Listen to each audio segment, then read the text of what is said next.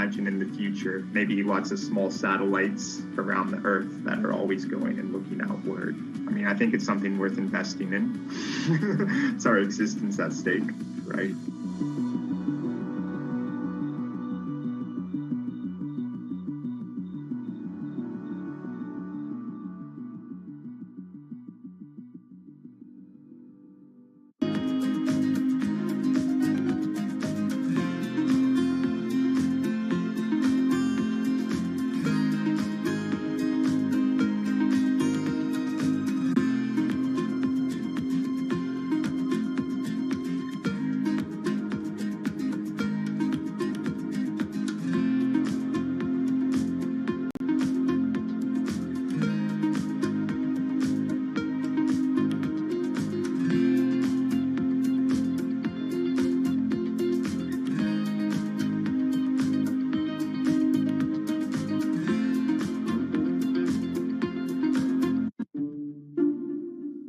The pandemic has affected everyone in different ways.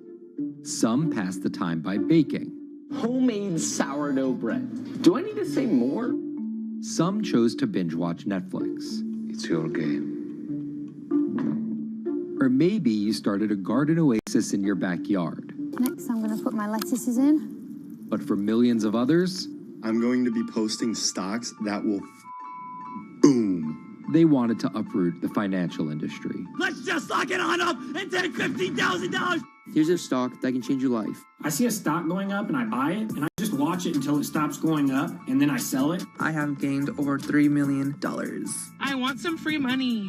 I don't think you can overstate the online communities or social media's influence on financial markets. A large group of inexperienced investors who discuss their plans on social media platform Reddit have shaken up the stock market in a big way. The stock that everybody's talking about right now is GameStop. Video game retailer GameStop is set to continue their head-spinning ascent today. The revolutionaries on Reddit are spanking Wall Street's ass. The more these stocks go up, the more the big guys are getting creamed and losing billions of dollars. This isn't a wealthy person's game anymore. Anyone can play it. I took up a little bit of a new hobby, and I am interested in day trading. As an investor nowadays, you don't have to look a specific way. You don't have to wear specific clothes. You don't have to be doing it from a trading floor on Wall Street in like a high-rise building in downtown Manhattan. The narrative of what's driving the markets is no longer being held in secret offices in New York and Boston of privileged people talking to other privileged people. It's right out in the open. It's on Twitter, it's on Reddit. From brokerage apps to Discord channels and subreddits to TikTok finfluencers,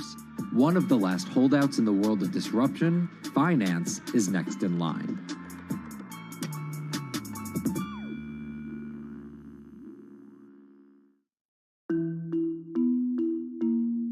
Investing should be as ubiquitous as shopping online. That's Vlad Tenev, the CEO of Robinhood, the online brokerage app, talking about how he wants his app to disrupt the world of stock trading like Amazon disrupted the world of home shopping. And I think that speaks to exactly the mission that a platform like Robinhood has, which is to democratize investing. Robinhood was started in 2013 by Vlad Tenev and Baiju Bhatt in, where else, Silicon Valley, as an alternative to the big brokerages, but with one big difference. As they were building the social network around finances for people, they realized that there was a gap in the market and that free trading could become something that they could bring to the markets, they could disrupt the industry. While no-fee trading is industry standard today, it was unheard of when it was first introduced. The online brokerage industry was really innovative when they came on the scene 10, 15 years ago, but they kind of stopped innovating where you haven't seen those commissions come down beyond $5 or $6 or $7. Robinhood think that by offering zero commission that they're going to push people onto this platform. And on top of no-fee trading, the customers Robinhood was courting have been long overlooked in the world of finance. So the typical customer of a Charles Schwab, for example, is putting a lot more money in that brokerage account than the typical customer at Robinhood. Even today, with all of its popularity, the median account size is about $240. The Fidelities and the Schwabs and the E-Trades of the world, they look down their nose at those kind of accounts. I don't want a $1,000 account. They're just a headache. I want a $100,000 account. And this is key here, right? Because the thing about Robinhood that's different than every other single brokerage platform is how easy it is to use.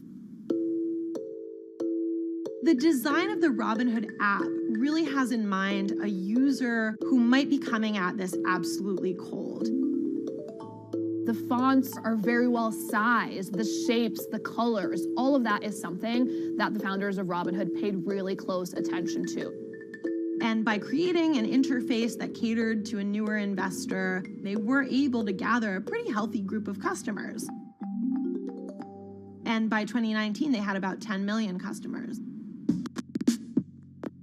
Those 10 million customers were a huge success story for Robinhood, but no one could have predicted its explosion after the arrival of COVID-19. Remain indoors to the greatest extent, and 100% of the non-essential workforce must stay home. What we saw when the pandemic hit was the growth of Robinhood users absolutely turbocharged. And oddly, you saw this surge in interest in stock trading. Then they saw the absolute surge in 2020 in customer growth. And now, by many accounts, they have more than 20 million customers, which is pretty extraordinary. So the next step for them is to figure out how to monetize those users and how, even with their small account sizes, to get them to grow with the company and, as it releases more products, come along with them.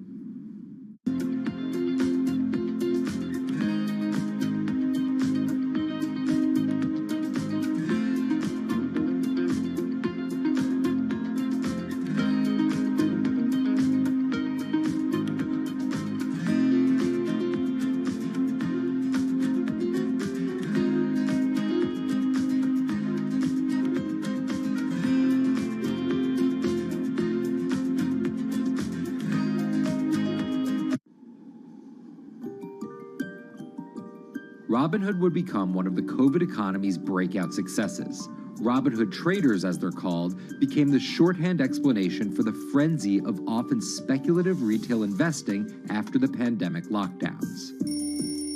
Kids wake up in the morning, they go on Robinhood. They're, in the shower, they check Robinhood. Kids are learning how the stock market works at 18 while they're at school, checking their phones in between classes because notifications pop up telling them what their stocks are doing that day. With these new tools, millennials and Gen Z are investing in the market in ways their parents could have never even dreamt of. That is sort of key when we talk about the divide between older and younger generations, is that the younger generation is exposed to so much more information and tools at their disposal to do what they want in the market. The older generations, you never had the technology or the cost structure that you could play the markets like you can today. So you were stuck with giving your money to a professional investor and paying them a fee to do it. When I speak to young kids, they tell me, I'm making mistakes, I'm losing money, I'm not a perfect investor, but I'm 18, and by the time I'm 30, which will be, 10 years from now, I'm gonna have interacted with the markets for a decade. And so it's a learning experience more so than anything else. And you can look at it and you can say, wow, that's risk-taking, that's dumb, but if you could possibly shave 10, 20 years off your working life versus adding 5 years, I don't think you can fault people for that. But Robinhood is only part of the puzzle. Sure, you can trade on it, but without research, information, and data, you're just blindly throwing darts at different stocks and hoping to strike it rich. Wall Street forever has always run on what we now call narratives or memes. People telling rumors to each other have been around for 100 years. On Wall Street, information is its own currency. Historically, either you had it or you didn't, and the people who had it had a huge advantage. In the past, those narratives and memes didn't have a network effect. It would be one person telling another person over the phone. In fact, when I broke into this business in the 80s, a lot of people used to complain that they weren't on the call list to get those ideas. Social media changed all of that. Fast forward to 2021, that's being done on the internet now. And that's being done on Discord and Twitter and StockTwits and Reddit. And the impact is very similar, but orders and orders of magnitude larger. As social media has played a bigger part in our lives, it's also played a bigger and kind of more important role in how people find investing ideas online and on these platforms. How do those ideas spread? On TikTok. Yes, that TikTok. Soon may the weatherman come to bring us sugar and tea and rum. People aren't just going to it for sea shanty videos. The personal finance hashtag on TikTok has garnered 3.5 billion views from its 1 billion monthly active users. By comparison, videos found under the cooking and health tips hashtag have 2.6 and 2.1 billion views respectively. The trajectory of Robinhood and TikTok were literally on par. What happened in the stock market this week? So the word of the week is expectations. Absolutely essential that you guys understand the risks of shorting. And Kayla Kilbride and Kyla Scanlon are two of those financial influencer TikTokers, also known as finfluencers. I think people still care about fashion, they care about culture, but it's also like there's this big behemoth thing called the stock market that we really don't know a whole lot about, and it's gatekept behind the industry. And so people like want to unpack that. And so my audience is, a lot of them are younger investors who are looking to hone their skills. Tech and write up. Kyla and Kayla are two of the more, let's say, professional TikTok influencers. The Tesla ARK Bitcoin Biotech Risk Cluster. I've been trading since high school, and it was a really interesting way for me to fill out my decision-making frameworks and to think about thinking. And I think that the more that we can have people thinking about finance, the better that we're going to progress as a society. I think it's a huge gap in our educational system. If you're going to buy an option for a stock you think is going to go up, it's a call. So think of it like this. I made the options video where I was like, options are just like shopping. Rumor has it that this pallet's about to go up in price. So if I come in tomorrow, can I still buy it at said price? And a ton of women just like attacked that video and were like, you explain things so much better than my boyfriend or my professor, or like I could sit and listen to you all day. And I was like, this is what I was looking for. But TikTok's algorithm does not reward calm and measured videos about responsible investing. It rewards this. Watch this video for 30 seconds and you'll be rich for the rest of your life. I try not to say the A word, the ALGO word, because TikTok listens to us.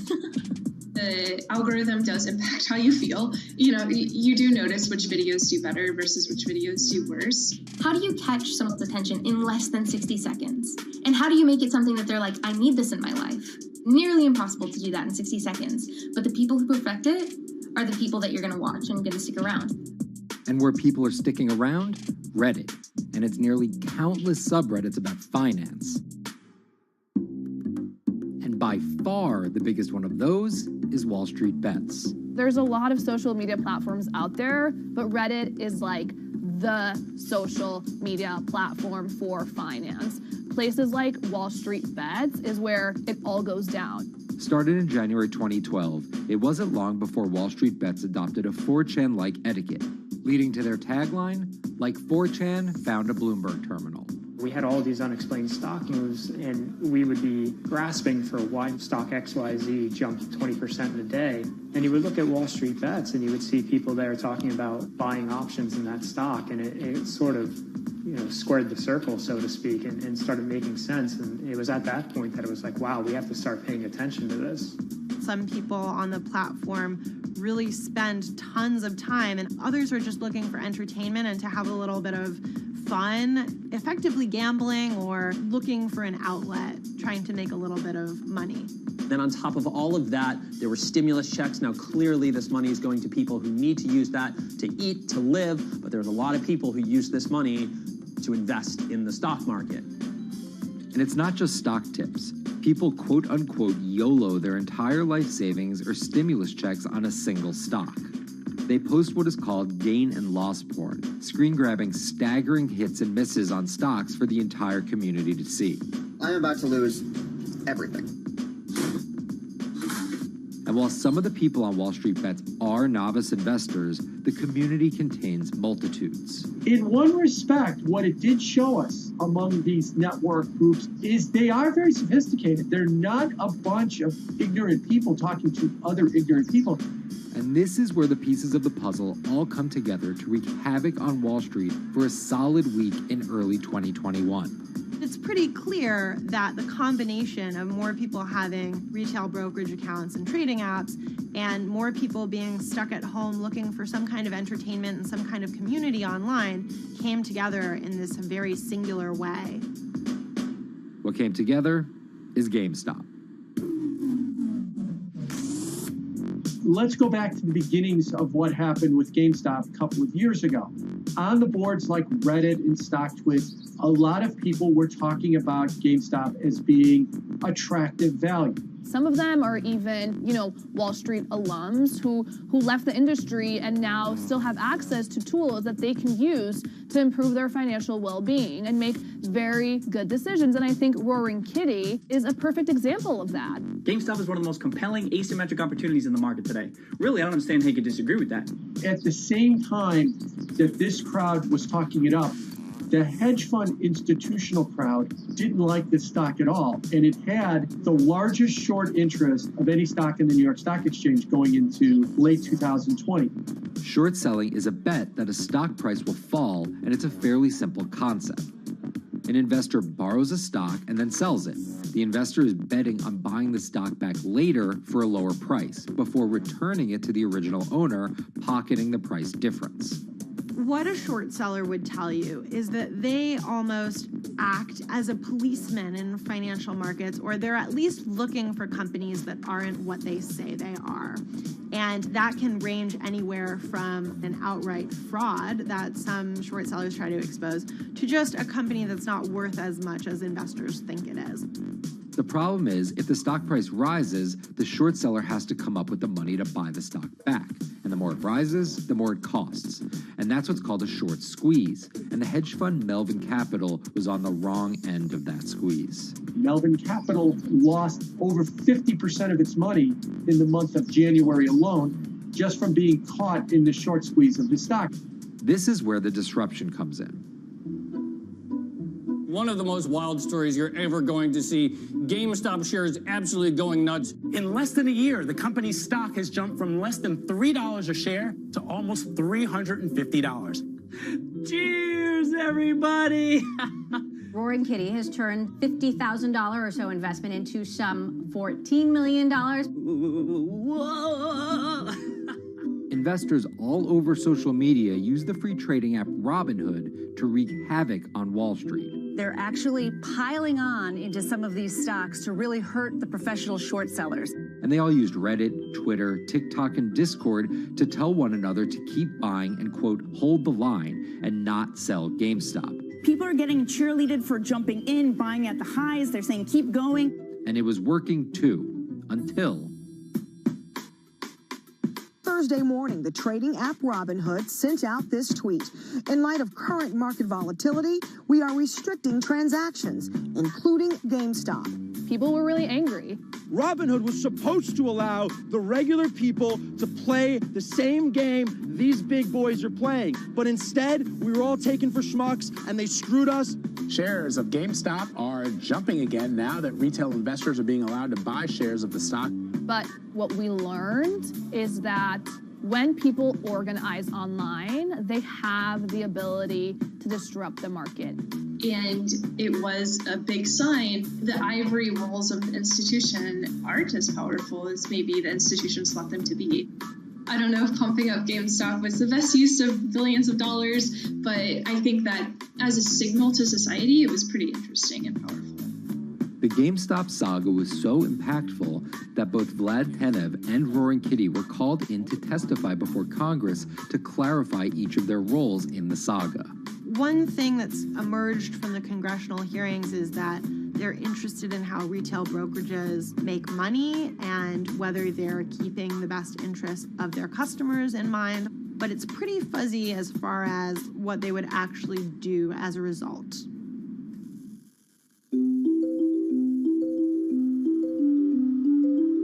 While while the frenzy around GameStop eventually subsided, it didn't take long for retail investors to find other areas to invest their money. Take a look at Bitcoin going bananas over the weekend. Bitcoin forms a brand new all-time high. It was after GameStop started to drop that we saw Bitcoin really go up to over 60,000. How much further does this rally have to run? It's compelling to say that money shifted from one venue to the other. While correlation doesn't equal causation, there's a chart out there showing an inverse correlation on meme stocks going down and cryptocurrencies going up.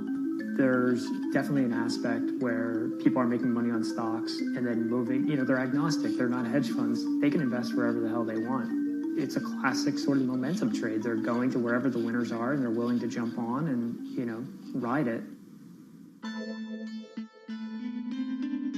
So whether it's meme stocks like GameStop, meme coins like Dogecoin, or entirely new ways to invest in art like NFTs, the new kind of retail investor is making its presence known. Over the next 10, maybe 15 years, you're going to continue to see, whether by choice or by force, that baton go from older generations to younger generations. I don't think any single app is going to be the thing that disrupts. I think people are the disruptors. How people get ideas about what to invest in has become increasingly entwined with social media. And as social media companies govern more and more of our lives, the fact that now they're tied in more intimately to people's wallets is something that we might want to understand better. Usually what disruption, I think, means is technology comes in, whether it's blogs to the newspapers or online retailing to brick and mortar.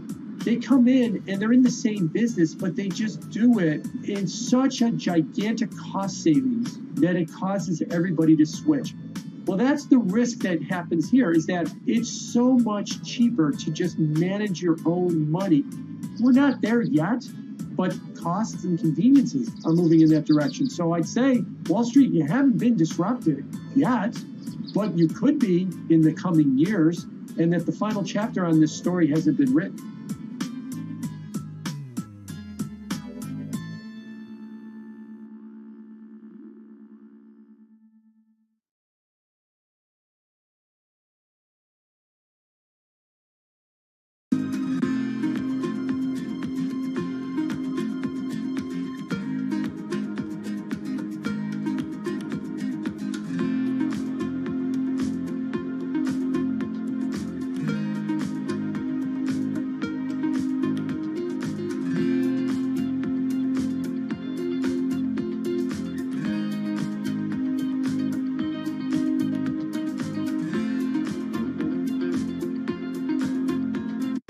Meet Bloomberg's own David Nicholson. Now, his happy place is out in the field, on the open road.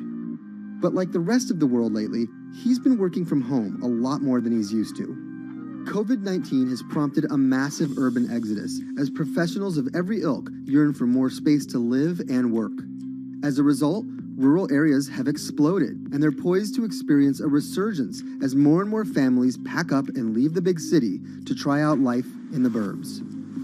But there's one problem with that. Not all internet speeds are created equal.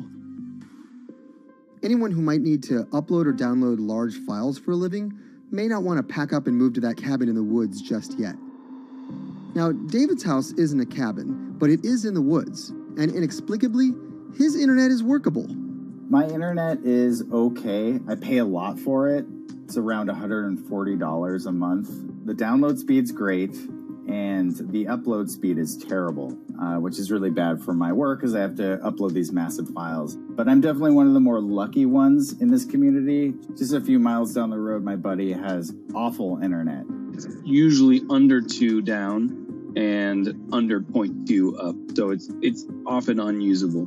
Some days it's around 1, and other times it'll drop down to about 0.2, 0.3. I just want to be able to have internet at my house without having to go outside the normal ways of acquiring internet. It's really frustrating. We're literally a few miles away from downtown, and it just cuts off.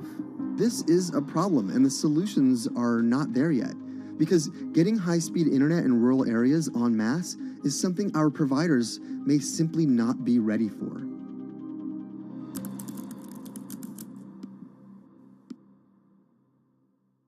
If your internet service doesn't have fast download and upload speeds, then you don't have high-speed harmony. You have.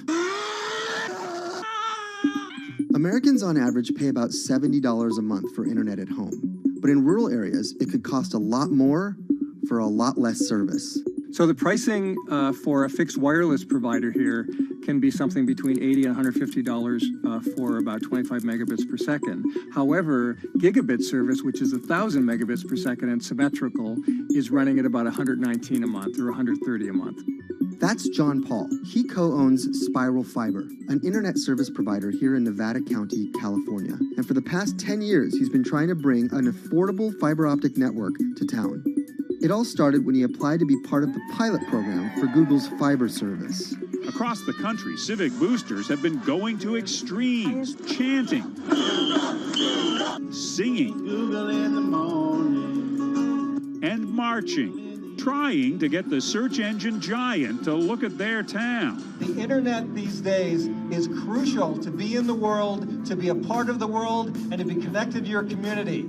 Google ultimately went with Kansas City, Missouri, which left Paul on a mission to get funding to lay out fiber optic networks for gigabit service. Over the next several years, he would attend conferences and pitch venture capitalists and apply for grants to make his vision come to life. One of the biggest roadblocks to building infrastructure for the internet here in the United States are the existing large providers. They have their land staked out. They would prefer that nobody come in and compete against them. In 2013, we applied for a grant. We went down and met with the commissioners at the California Public Utilities Commission. It was an arduous process to get funded, but we finally did against all odds. We got a $16 million grant, and then we went out to seek venture capital.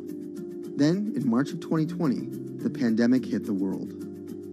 Everybody got locked down, and everybody came home, and everybody started using the internet. And I remember seeing on one of the local fixed wireless providers' websites, they've said, hey, we know you're all staying home, but please don't use too much video, and please don't use too much bandwidth. And I thought, that doesn't work. The U.S. connectivity gap is far greater compared to countries that are considered its peers economically. Some developing nations actually have better internet than rural America, like in Kenya, which has a state-of-the-art fiber optic network fed in from their coastline. The American connectivity gap does largely affect rural areas that are either outside of service coverage or simply prohibitively expensive. This is Rebecca. She and her family moved to Nevada County just a couple miles down the road from David. They took for granted that high-speed internet would just exist in the area, and it's not something they even bothered to check on before buying their house. Turns out, all they got was dial-up.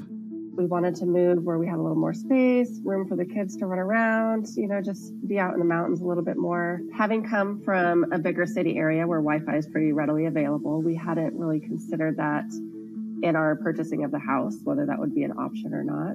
When school started, and now that we are remote learning with our children and we're doing everything from home, we didn't have the option to do that at our house. So every day when school would start, we'd have to pack the kids up and we'd go to my in-laws' home. They have a little cabin up in this area that does have Wi-Fi already. Rebecca's situation is the norm in rural America.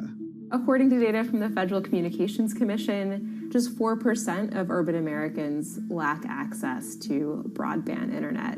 That's compared to almost 40% of people who live in rural areas. While that was the case, there were also racial and socioeconomic divides in terms of who had that access. In addition to that geographic difference, low-income African American students, Latino students, and first-generation college students were more likely than others to have only one device at home that's shared among multiple siblings and or lack access to that actual connection.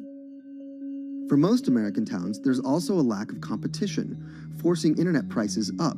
And large providers like AT&T and Comcast aren't incentivized to expand service to these rural communities. This is how Xfinity makes life simple, easy, awesome.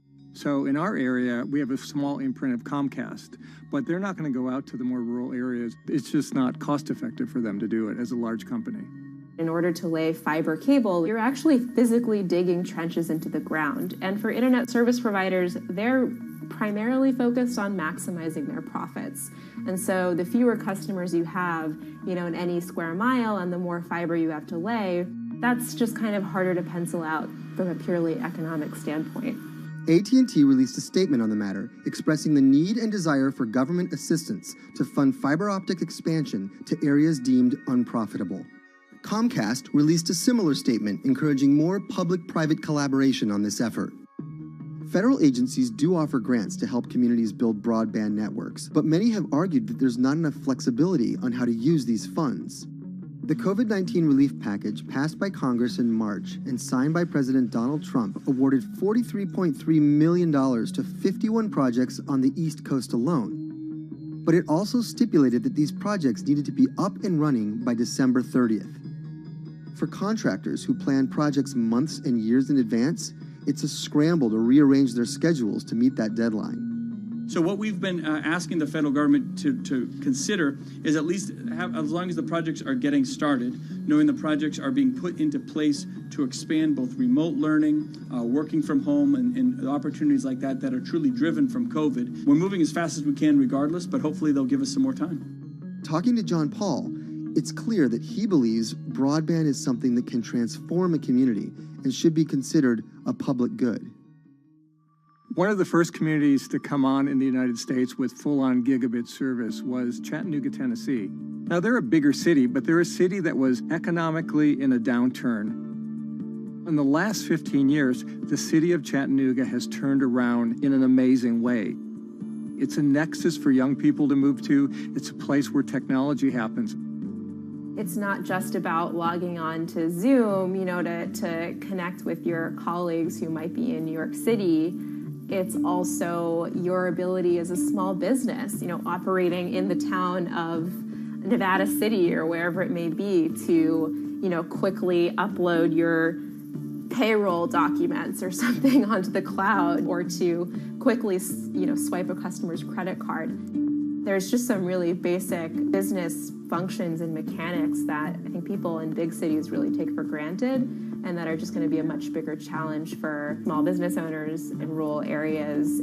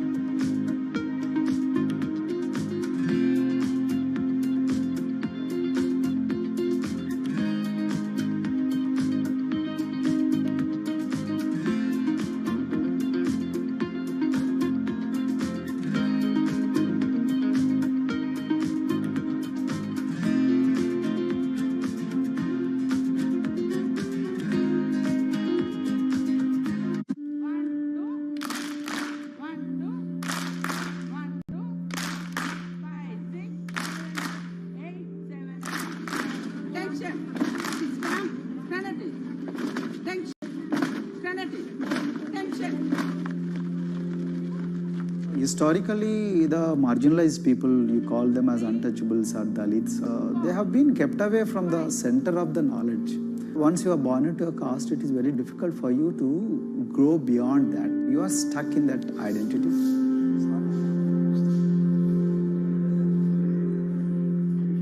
I think education is the best way of liberating them. So that's how I chose to work in education sector. The kind of education that we are giving to the marginalized people is going to change not just the fate of these communities in Telangana, but it is going to be the source of inspiration, source of hope for all the marginalized in this country.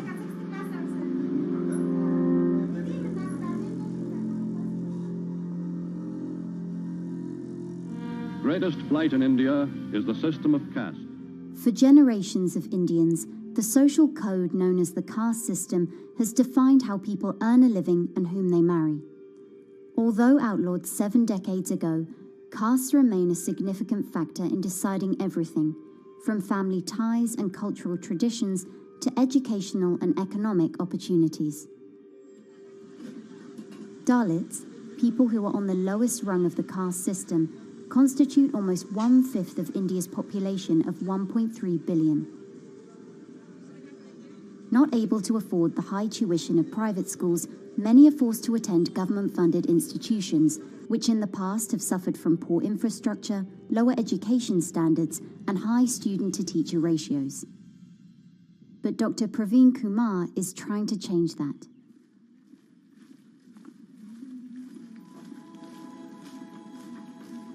I am currently working as head of Telangana Social Welfare Residential Schools. So totally above 400 schools I manage. These are all residential schools for the students who are historically marginalized but talented and then poor. My friend also Of them, 60% are girls and then 40% are boys, because girls are more marginalized among the marginalized. Their voices are always suppressed. My approach to improve the conditions in the schools has been put your eyes and ears on the ground always. Talk to the parents, talk to the teachers, talk to the students, stay in the schools and then understand their problems, their challenges, both in classrooms and then the corridors and the dorms. Then go to the dining halls and see what kind of food they are eating, and then go to their homes and then what kind of food they are getting and what kind of challenges the parents have. Very good. And class? One of the important changes that I brought in after I took over was to complete the transformation of mother tongue to English medium, because English medium, as I said, English is the language of emancipation. A language that connects you to the whole body of knowledge in the world. So we had to train a lot of teachers. Refer to the dictionary also, okay, and find out the new meanings, as well as the one to describe about. Hey, Richita, how are you? Hi, Sindhu. Fine, thank you. And how about you? I'm fine too. It's been a long time. Identity is extremely important. There is a scientific evidence to prove that your sense of identity is extremely crucial to your growth as a successful human being in your life. If you accept an identity which is very humiliating, which reminds you of very painful past, I think that identity will not help you to grow. I'm not saying that you should forget your past. I'm not saying that, but that should not be the bubble in which you must live always.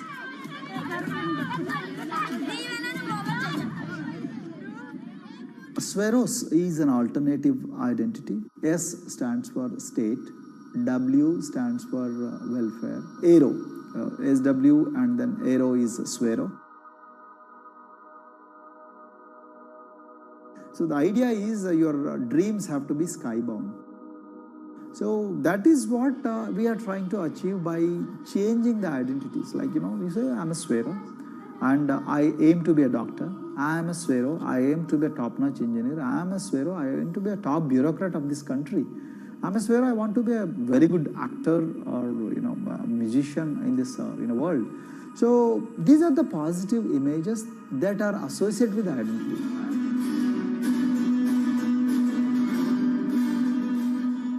Just to give an example to you, in 2012, in our institution, we used to produce about 6 doctors per year. But because of our, this self-liberating ideology of Sveroism, we have, this year, we have produced about 189 doctors. This is phenomenal for any poorest of the poor people. You know how difficult it is to get into medical colleges in this country. So, but today, because of this ideology, the students have been able to achieve this, feat. Pujita has been a farm laborer, and her parents themselves are agricultural laborers. And then this girl used to sell vegetables, but thanks to the residential education institutions, she came to the Gaulidoddi campus, and then she toiled very hard for 1 year, despite many problems. And today, I'm so happy to share with you that she has joined one of the prestigious medical colleges in the state of Telangana, Usmania Medical College. And then in future, she hopes to be a gynecologist. So this is the journey our children are hoping for. Similarly, the Mount Everest expedition. Mount Everest expedition, we are very fortunate enough to place the youngest ever female in the history of this world on the peak of Mount Everest. How did this happen? It's all because of an ideology that helps you to liberate yourself.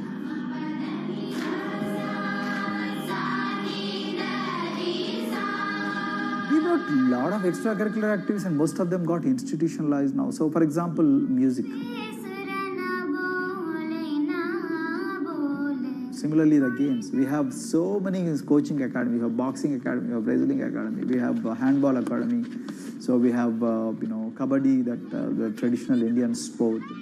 We have golf. We have introduced the golf also. Like golf is generally played by so-called rich people, but today even poorest of the poor people also are being trained in golf in our schools. Wow.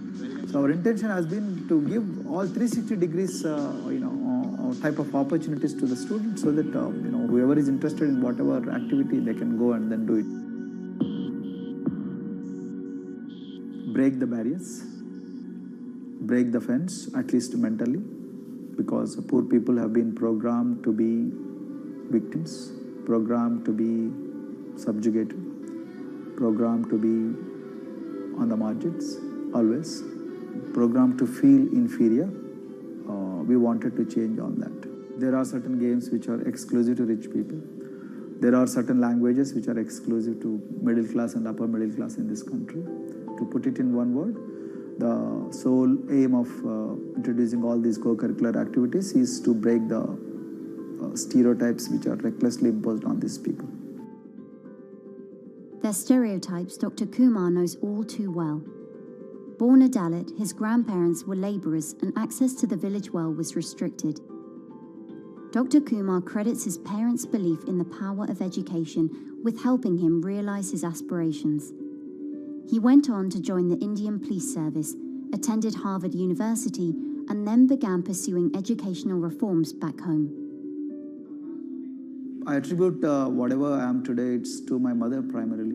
They educated me in the village, although there were no good schools. So then I stayed in social welfare hostels, the hostels which are managed by government for the poorest of the poor kids. I passed with reasonably good grades. Then I went to university and then I faced worst form of discrimination in the universities. Like there were, in those days I'm talking about, so the bathrooms and the toilets were exclusively meant for scheduled castes and scheduled tribes. We used to fight discrimination on one hand and then again, try to excel in academics, day in and day out. So that's how I came to education, because I deeply believe that education is the only important weapon that can really, place the poorest of the poor people from a very victimhood orbit to a prosperous orbit. I think in future, this is going to be a game changer for the marginalized in this country.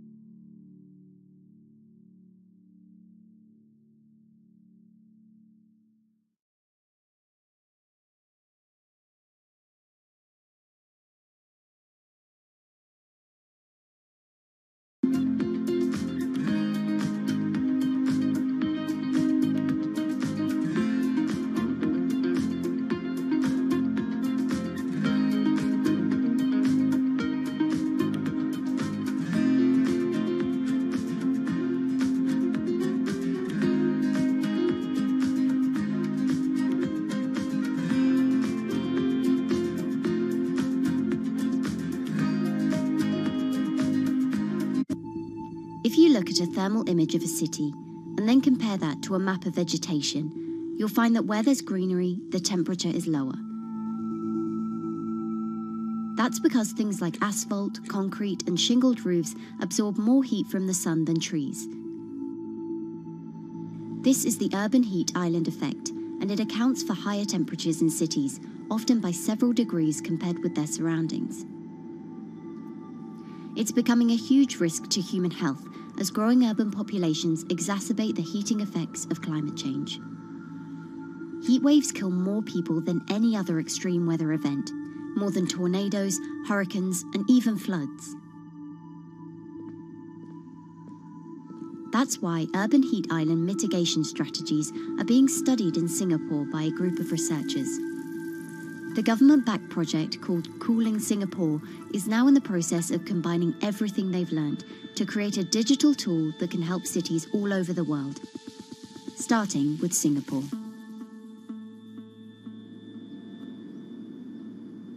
In Singapore, close to the equator, temperatures regularly rise above 32 degrees Celsius or 90 degrees Fahrenheit.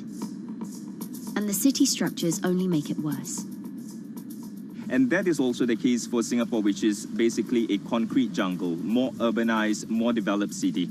And even in Singapore, what you have is a situation whereby there's a temperature difference of 7 degrees Celsius between the more urbanized and the more rural areas. The government has taken drastic steps to keep temperatures down. This is Gardens by the Bay, an award-winning park, and inside this greenhouse is a pleasant 24 degrees. That's because the dome, along with 24 nearby towers full of thousands of people, is chilled by what's probably the world's largest underground district cooling system. It uses a large central plant that cools water and then pipes it into banks, residential towers, an exhibition centre, shopping malls, and the city's iconic Marina Bay Sands hotel and casino complex. So one of the biggest perks of using this system for the buildings is that they can save 40% in terms of electricity usage compared to your traditional air conditioners.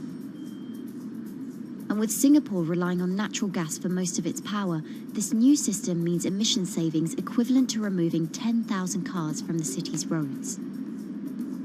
That has big implications for the rest of the world. If things stay as they are, more than a third of the world's electricity could end up being used to cool buildings and vehicles by 2050.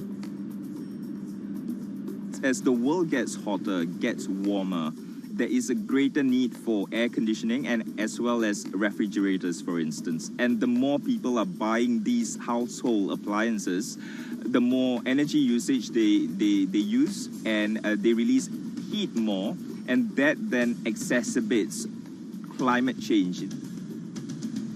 It's a vicious circle. And so since 2017, researchers at Cooling Singapore have been identifying design solutions that reduce our need for so much cool air in the first place. One thing many cities have in common, and that's the importance of vegetation. That's a very important measure to mitigate the urban heat because of the shading effect, of course, and the psychological effects of the vegetation, and also because of the possible evaporative cooling effect of the vegetation. Vegetation can be, of course, on the ground floor in form of trees and shrubs, and you can walk under them. This is the so-called canopy layer that the vegetation forms above us. But vegetation can also go up the facades of buildings, and it can go to the roof of the buildings. Luckily, Singapore has been striving for the Garden City feel for quite some time. It was a vision initially introduced by then Prime Minister Lee Kuan Yew in 1967 to make life more pleasant for people. And today, Singapore is one of the world's greenest cities in terms of urban vegetation. Kampung Admiralty, a community centre that contains health facilities and social spaces, now provides more green space than the plot of land it was originally built on. It's topped by a roofscape of staggered terraces covered in local plants, which functions as a community park. And a village green in the centre that contains farm plots for residents to tend to. Park Royal on Pickering was designed as a hotel in a garden that doubled the green growing potential of its site. There's now 15,000 metres of sky gardens, reflecting pools, waterfalls, planted terraces and green walls. And the government has big plans as well. Singapore actually has a plan to plant 1 million trees and add more green spaces over the next 10 years. It is actually a mix of wanting to reduce the urban heat island effect, but on the other hand is also to get the people to be more connected to nature. But it's not enough. The city-state has still been warming twice as quickly as the world average over the past 6 decades. That's why Cooling Singapore has developed a catalogue of other potential heat mitigation measures. When you try to mitigate the urban heat island effect in a city or in any building, in a village as well, the first place to start is by shading of the windows. You have to keep areas clear so that the wind can move through it. Water of a certain depth can act as a very good thermal buffer. If you have to construct heavy buildings such as high-rises, at least you can make the surface, the facade, less heavy, and you can protect it from direct sun penetration. We have to make sure that no combustion engines will be in the city in the middle, in the medium to long-term range. So ideally, the electricity production is outside of the city, and you bring just the clean electricity into the city. You can at least minimize the use of energy in the city, and you can start to slowly convert the roofs, the facades of the city into production areas for renewable energy. In Singapore, unfortunately, this is a limited option, but in the long run, it could produce up to 20-25% of the energy, of the electricity needed in Singapore if all the roofs and the areas in the buildings, on the facades would be used to do that. With so many different ideas, Cooling Singapore is also designing a virtual model of the city to test them out. It's called a Digital Urban Climate Twin, or DUCT, that will calculate how each element of the city's design will impact the urban heat island effect. That means we model not only the geometry of the buildings digitally, but also we model the transportation, the insulation, the temperature, the radiation coming from the sun, the weather, the local climate, the even very, very microclimate of the city, the water, the movement of people in the city. We can invent scenarios, we can design scenarios, test them before we actually build them, and if they test very well and we are sure that they will function, then we can start to build them and put them into reality.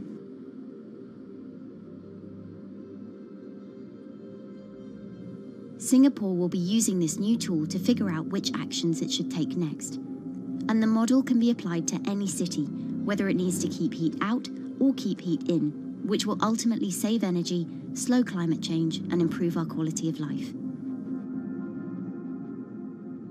So this is something that Singapore will be able to export, maybe even together with its city development systems that it already has.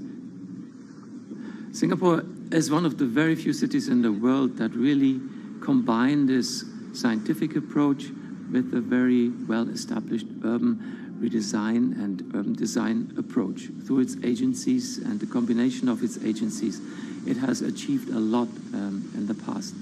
If it keeps following the scientific path and the combination with the other knowledge in the city already, we think that it will be a very comfortable and very livable city in the future, even more than today.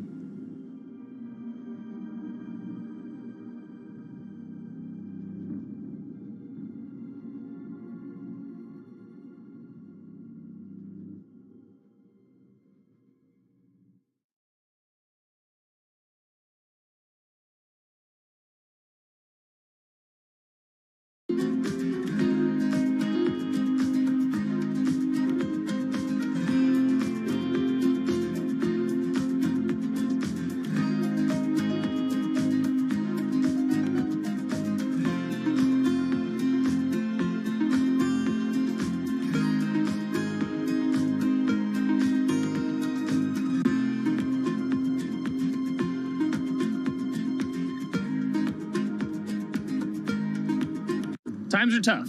Jobs are scarce. It's risky to be outside and around others. Seems like there's very few ways to make extra money during a pandemic. So I guess I'll just hunker down and binge social media until this all blows over.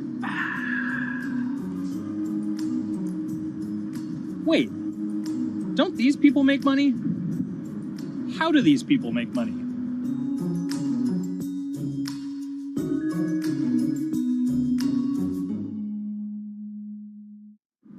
Streamers, YouTubers, Twitch stars. How do they make money? Is it a lot? Is it a lot of work? I know, I gotta ask somebody in the biz, and I got just the guy. Austin John Plays. This is your full-time job now, right? As of November of last year, yes. This was always just kind of like a side thing. Like, any money that I made from doing my videos and whatever else, I never touched that because I didn't really think of that as being like real money. And then it started coming in more and more. And then it was like I hit my first day that I broke $1,000 and I was like, this is actually going to be money. How did the YouTube channel come to be? When the game Pokemon Sun and Moon came out for the 3DS, there was like things that I learned about the game, and then I wanted to just share that information with people. And at the time, I didn't have any way to capture a screen or anything, so I found like generic footage and I kind of put it all together with so much editing. And that video got 6 views. And then 2 days later, I made another one, and that one got 12 views. And then I just started pumping out more and more content, and people were like, this guy knows what he's talking about. It really just started building on top of itself, and then it was like, my channel really focuses on tips and tricks. So I play a straight 18 hours, and I'll finish the game or get to about the 40-hour mark, and then I'll make my first video. While I'm going through, I have a giant notepad and just scribbles everywhere, and I make these notes of like the things that stumped me, so I know the things that may stump other people. What do you need to think about if you're building your YouTube channel? 1, you need to do something that you're passionate about. Not that you like, not that you think you're gonna make money on, something you're passionate about. The other thing is something that other people are passionate about. It holds a special place to them. And third is, it needs to be something that people are gonna seek out information on. In order to enter into the marketplace, you either need to be better than everyone else, you either need to be faster than everyone else, or you need to be more accessible than everyone else. And you can't be more accessible because it's already on the platform. Granted, if you understand how the algorithm works, which is very similar to Google Analytics, then yeah, you can have a little bit of a head start. But if you're not doing it faster, and if you're not doing it better than everyone else, then why should anyone watch your channel? So my income as a YouTuber kind of breaks down to 3 different ways. 1, which is the bulk of it, which is ad revenue. Whenever you go and you watch a video and then there's an ad and then you wait 5 seconds and you hit the bottom right corner and then you go on to the next video, or a non-skippable ad, or the video starts immediately, you get the little banner ad at the bottom, or if you scroll down from the video, the first thing that shows there is an ad. Those are the 4 different types of ads that can appear on every single YouTube video. And all of them pay a certain amount. It varies on lots of things, like the country of the person who posts it, the country of the person who watches it, the time of year, where you are in the quarter, if there's anything going on with a reduction in ad revenue. Like, great example, COVID-19, companies weren't spending as much on advertising. So because of that, CPM went down. CPM stands for click per 1,000. I'm using the Roman numeral for 1,000. And that means that for every 1,000 views, you get a certain amount of money. Now, on low ads, when I first started off, my CPM was 30 cents. So every 1,000 views, I made 30 cents. But then once I signed with an MCN and I started making more quality content and more engaging content, some of my better videos and certain times of the year, I can see CPMs as high as $12 to $14. And there's a big fluctuation between, you know, if I post a video when there's no ads being spent, like January and February, that's the reason a lot of your favorite YouTubers and also TV shows don't post new videos in that time of year because ad rates are down. Why are they going to make content then? Instead, you're recording and you're bulking up for when ad revenue is higher. The second way that a YouTuber makes income is support, crowdfunding, things like that.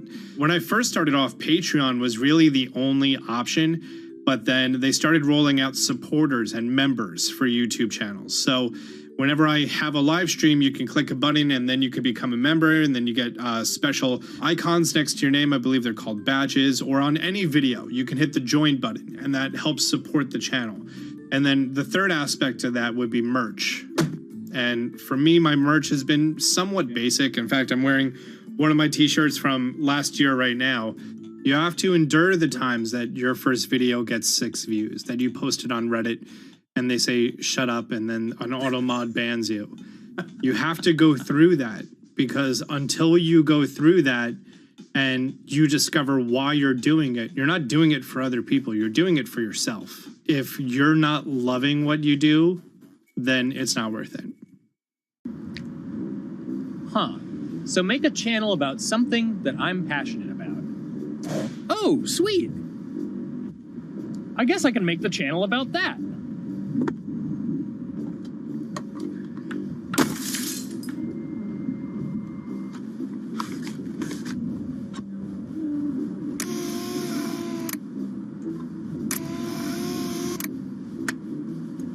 Now, how do I grow an audience?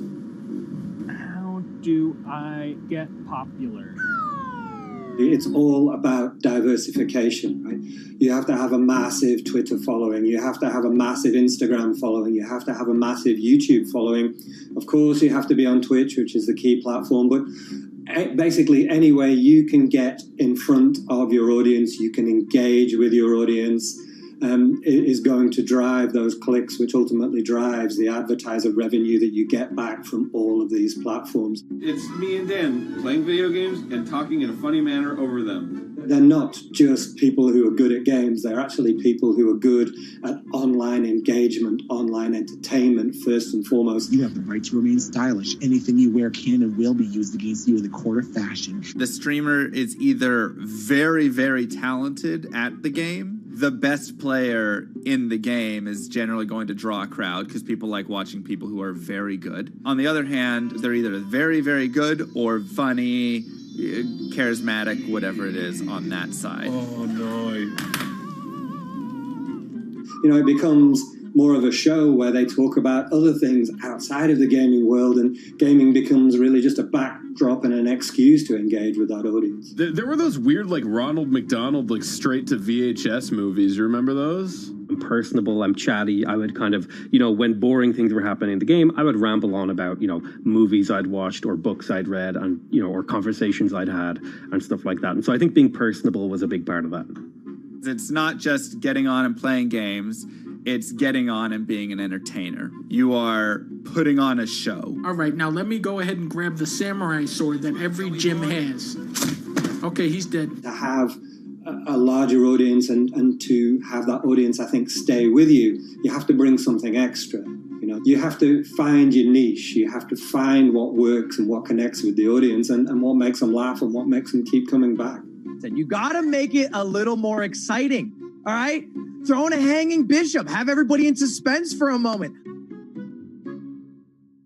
I think the real most important thing is to just get used to being on camera. Like in any sort of performance thing, is get used to talking on camera.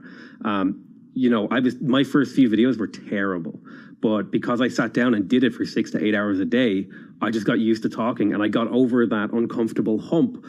If you go into Twitch purely with the expectation that you're going to make money, make a job out of it, have all this growth, and it's going to be great, you're probably going to burn out prior to getting to that point because there's very little payoff for a long time, right? Like multiple years generally before you really start to see a payoff. And so, you know, those first few times you're streaming, nobody is there. One person shows up every 30 minutes, says hi, maybe, and leaves, right? Like, it's very discouraging, I think, for a lot of people. And so you have to be there just loving it. You have to love talking to yourself when nobody is around. You have to love just the game that you're playing, all of that stuff, because it takes a while, and I think a majority of people burn out prior to getting to the like profitable point of it. And there you have it.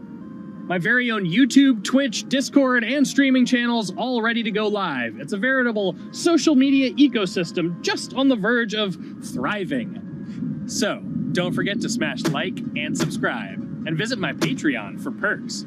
Also, go to my merch page. And one last thing, stay cool, my friends.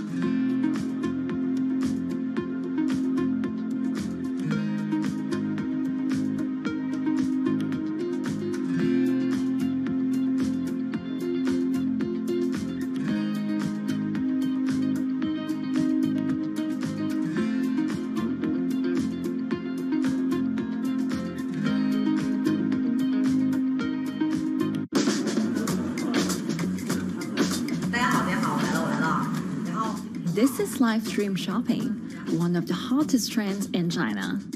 Every night, tens of millions of people watch live shows hosted by influencers like Via and buy the products they recommend. On e-commerce and social apps like Taobao and Douyin, the sister app of TikTok. 我觉得已经改变了大家的购物的方式。其实各种各样的产品，哪怕你不买，你也可以来看。当然，你看了你就有可能会买。It's not about, only shopping. It's about the experience. It's about having fun. You got to see 3D. You got to see in some kind of action. It's almost like a theater act. The internet craze has taken over China.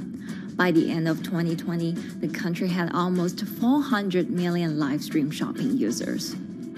China's live stream e-commerce market has also grown dramatically, with an estimated value of $161 billion in 2020. It's becoming popular outside China as well. So, is live streaming the future of shopping?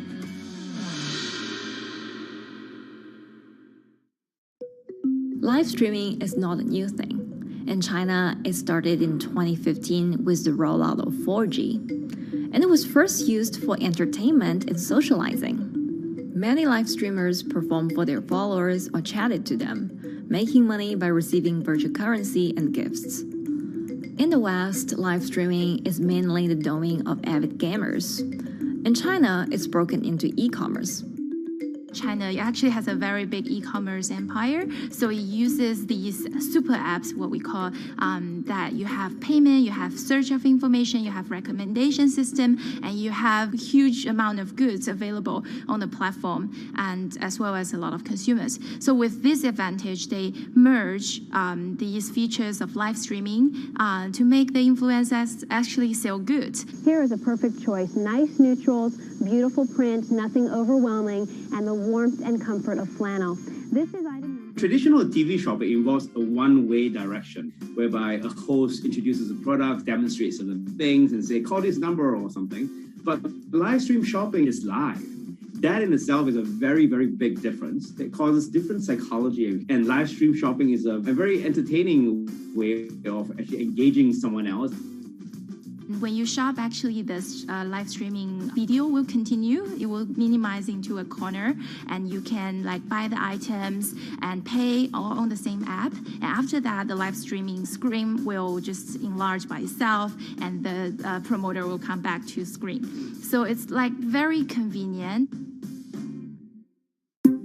Taobao, one of China's biggest e-commerce platforms owned by tech giant Alibaba, added a live streaming function in early 2016. In the following years, other e-commerce and social platforms like JD and Douyin also integrated this feature.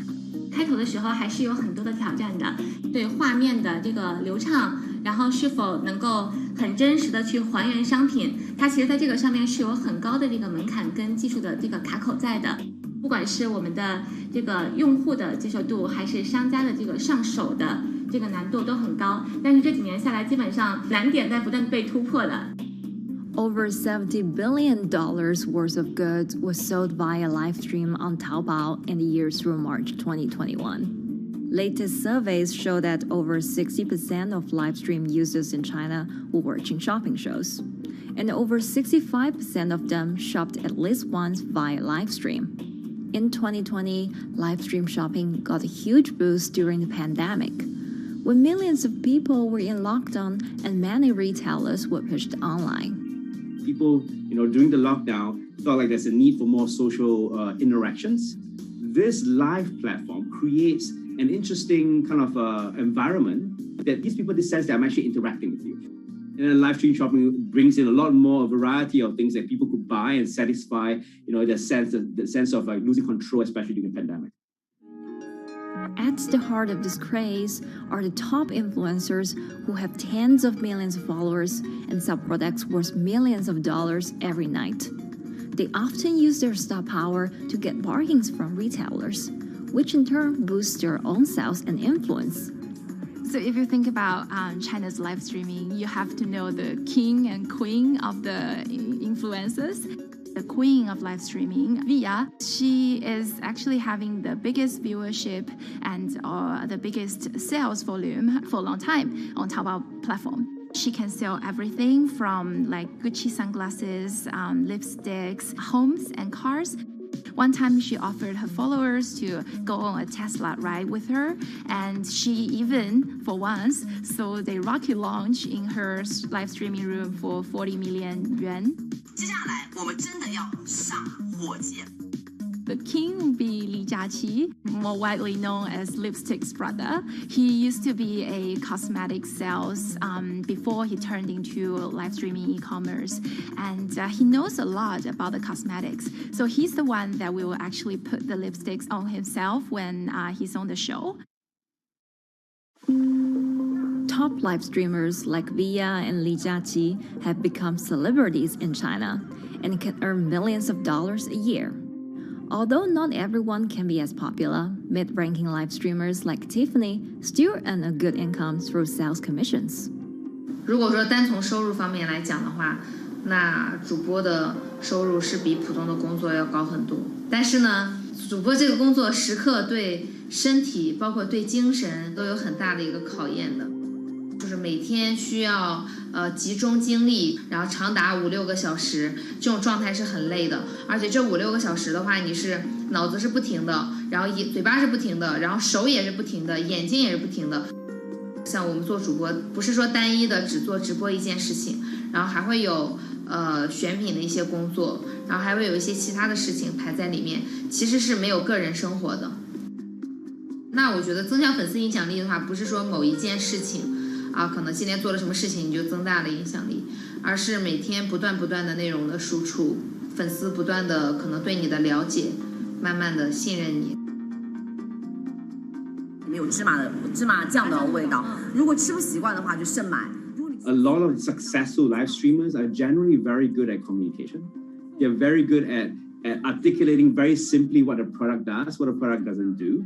In order for them to sell, they need to be trustworthy and appear trustworthy, and they need to, show in some ways that they're authentic, right? So for Via and Li Jiaqi, they are able to articulate that quite a bit through their body language, through what they say. For example, Li Jiaqi will also sometimes say bad things about certain products because to him that's his honest opinion, and sometimes people want to hear that. And so they seem very credible, they seem very trustworthy, and don't forget, they're also very entertaining and very interesting. If you're familiar with Li Jiaqi, he won a Guinness record for like the most lipstick applications to models in like 30 seconds. So if you're able to create a lot of buzz with interesting things that you do, people who may not want to buy lipsticks will also stream in just to watch what he does. And then from there, you might get hooked. 这就是一般女生出门的时候涂的口红的颜色。Live streamers also use sales techniques such as limited time or supply. This sense of scarcity can often encourage viewers to buy. The platform in itself creates and enhances some of these things because you see it live. Something we call social proof has taken over, meaning that, hey, other people are interested, other people are joining in, other people want the same product. and they add it in the chat and they ask questions and they say, oh, I want this too. What happens then? It makes the whole product even more scarce. But it's not just influencers. Local farmers, luxury brands, even mutual funds have also started their own live stream shows. Working with very top-tier live streamers can be risky. It's not necessary that the benefits will end up with the brand. So we see company executives opening their own shows. And we see like P&G have their own sales room, which runs shows every day as well. We also have like local governors in like small towns to sell their agricultural products. So the live streaming is definitely transformed the way product owners can think about how to reach their consumers. And it enables a lot of players to actually sell. Live stream shopping is going global. Merchants in Southeast Asia have embraced this trend. And in the West, Amazon has upgraded its live streaming function, adding interactive features like chat rooms. Companies, including Google and Facebook, are also developing and investing in technologies to integrate video and e-commerce. 直播电商它其实已经开始成为主流，它未来的发展空间跟潜力都是巨大的。接下来大家会越来越依赖这种购物方式，会变成一个比较日常化、比较规范化的这么一个趋势。If you look at the numbers alone, their numbers alone, Li Jiaqi's numbers or Via's numbers, you know that they can sell and you know that they can generate revenue. Are they able to sustain it over a long period of time? It depends on how innovative they are at changing some of the things that they do. But you can't expect consumers one day turn into virtual shopping for good. There will be the nature of us that crave to go into the store, to touch the goods and actually wear it and see how it looks like and walk around in that with our friends. And those things wouldn't be replaceable with live streaming.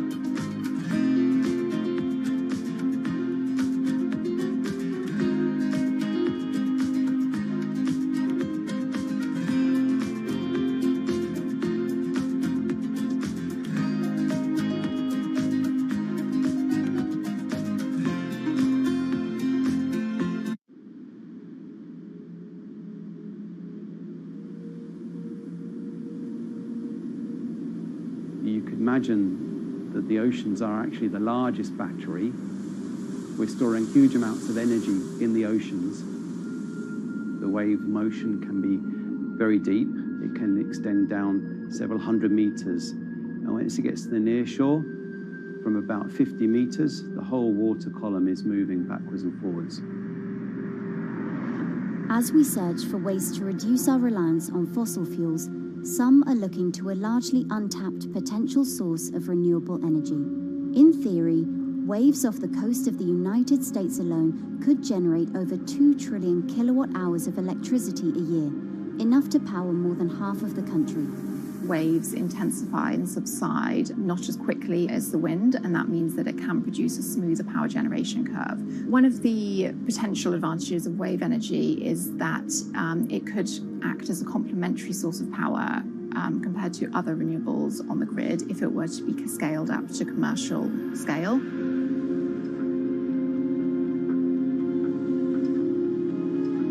For decades, engineers have been trying to convert wave energy into electricity, but a host of technological and financial challenges have complicated their efforts.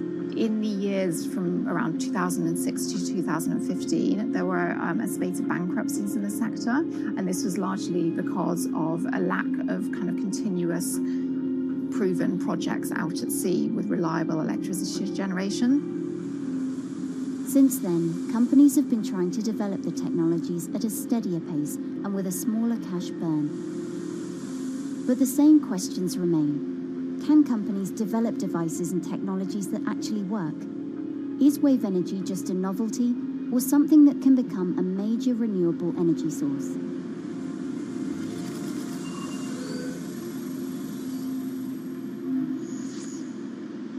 the sea is a very challenging environment within which to operate a power project. So seawater is corrosive and conditions are very rough. So this means that power projects don't have a very long lifetime, and it increases operating and maintenance costs. Partly because of that, many early wave energy projects hit rough waters, such as the Palamas Wave Energy Converter in Portugal and the Isla Limpet project in Scotland. But that hasn't stopped others from trying. Companies are focused on testing projects out at sea, proving their durability, trying to raise capital and bring down cost. The sector hasn't really converged around one single technology design, and companies are kind of undecided about which design works best.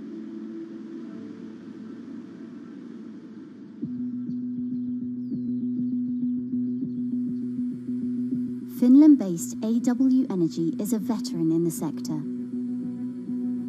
The first proof of concept of the company's device was made in the 90s after diver Rauno Koivusaari observed the strong back-and-forth movement of a hatch cover in a shipwreck in the Baltic Sea. The waves are generated far from the coastline, so the wind blows on the surface of the water, causing the water particles to rotate, and that rotation extends deep down below the surface, and the waves can be very long. They can be several hundred meters long. And as they come into the near shore, this rotational energy turns into an elliptical energy, and eventually backwards and forwards, as you probably noticed if you've been swimming on the seashore in large waves, you're pulled in and out. That's the energy that we're extracting. There's a sweet spot where we deploy, so around 10 to 15 meters of water depth. That's where there's still strong wave energy coming in. After years of research, prototyping and testing, the company has deployed Wave Roller, a 350 kilowatt device in the waters of Portugal. Wave Roller has an 18-meter wide and 10-meter high steel panel fixed to the seabed via a floatable foundation. The panel moves back and forth with the waves, capturing the energy. It's submerged in the depth of 15 meters, so it's protected from the extreme waves. We generate electricity by capturing the movement with hydraulic circuitry in a machine room underneath the surface. That hydraulic energy we turn to electricity with hydraulic accumulators and hydraulic motors, and also a generator. The Wave Roller has survived large waves at sea for over a year and delivered electricity via an underwater cable to the grid in Portugal. Meanwhile, the company has won a €2.5 million grant to work on an upgraded version of the Wave Roller, aiming to increase the electricity generation capacity to 1 megawatt. The upscaled device would have a bigger panel, 2 power takeoff units, and improved software to control the energy production. We have taken into use a wave prediction algorithm that kind of tells us what kind of waves are coming into our device.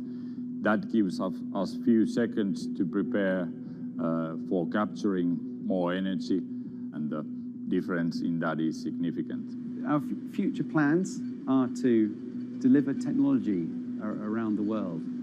So I'm hoping we can be working on delivering technology to projects in Asia and also in the American continent as well.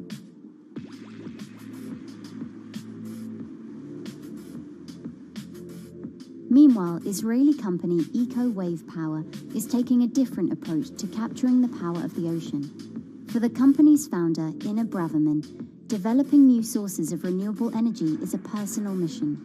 I was born in Ukraine in 1996, and 2 weeks after I was born, the Chernobyl nuclear reactor exploded, causing the largest in history nuclear disaster. I was one of the babies that got hurt from the negative effects of such explosion. I had a respiratory arrest and a clinical death. Luckily, my mother, a nurse, approached my crib on time and gave me a mouth-to-mouth resuscitation, which saved my life. I got a second chance in life and decided to do something good with it. Growing up, Inna wanted to be a politician to positively change the world. After working as a translator at a renewable energy company, she decided to change paths. Solar and wind energy were fully commercialized. There were a lot of amazing technologies implemented everywhere. I saw that wave energy, although it's an immense source of electricity, the biggest companies in the world are trying to develop wave energy with no success. And there was kind of a race going on in the world of who is the company that is going to develop a viable wave energy solution first. In 2011, the then 24-year-old Inna co-founded EcoWave Power. Instead of installing devices offshore, the company's devices are attached to existing breakwaters, jetties, and piers. Our technology is very cost efficient, especially in comparison to the offshore technologies, because we don't need any ships, divers, underwater mooring or cables. We install on existing man-made structures, and all our expensive equipment, the generator, the hydraulic conversion unit, the automation, is located on land just like a regular power station. This is the EcoWave Power conversion unit that has been operating in Jaffa Port since 2014 until 2020. Here you can see how the technology works.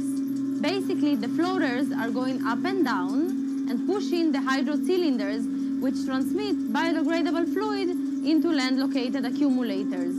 A pressure is being built. The higher the waves, the higher the pressure, which is used to turn the hydro motor, which is turning the generators.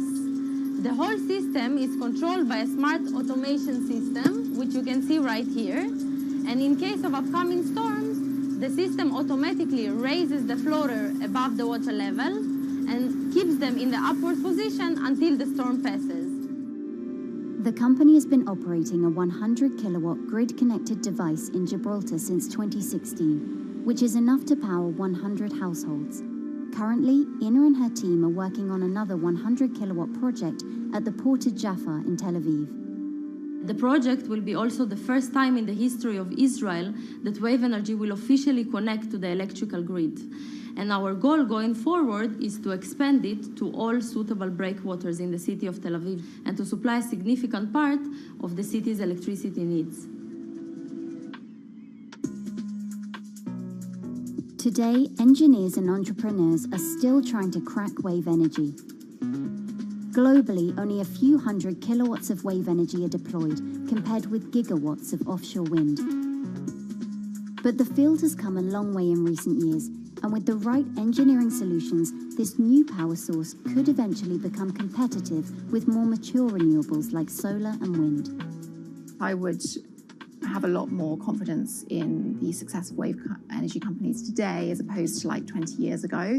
But in the next few years, or maybe the next couple of decades, it will be more likely to be used in remote locations like islands that are otherwise dependent on expensive diesel power, or out at sea on gas decommissioning rigs, or for powering underwater autonomous vehicles. So definitely, wave energy can compete with other renewable energy sources, but I personally believe that this is not a competition. In order to have a 100% renewable energy friendly world, we need all renewable energy sources to work together.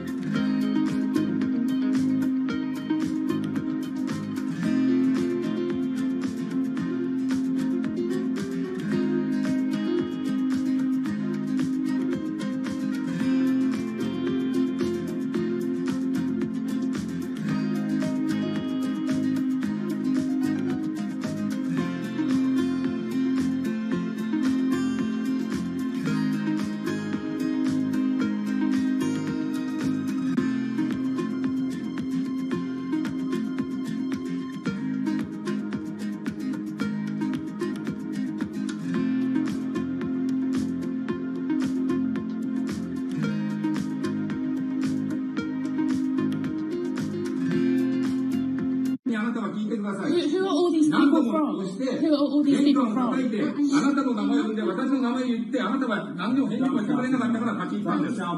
So can you please tell me?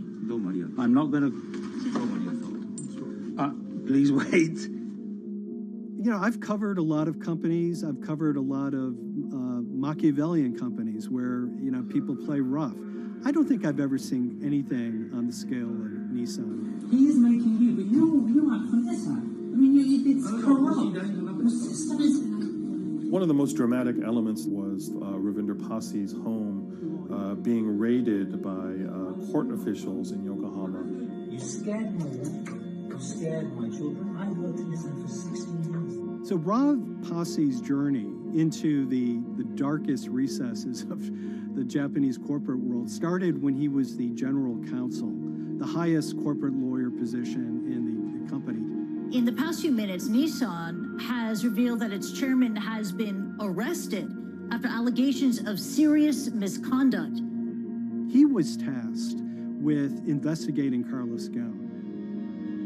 And he was told, conduct an internal investigation and get to the heart of the matter. And then along the way, he started to notice serious conflicts of interest. He is one of the few people who knows an extreme amount of detail regarding the alleged crimes by Carlos Ghosn. And he's now ready to tell his own story on the record about some of the events that happened.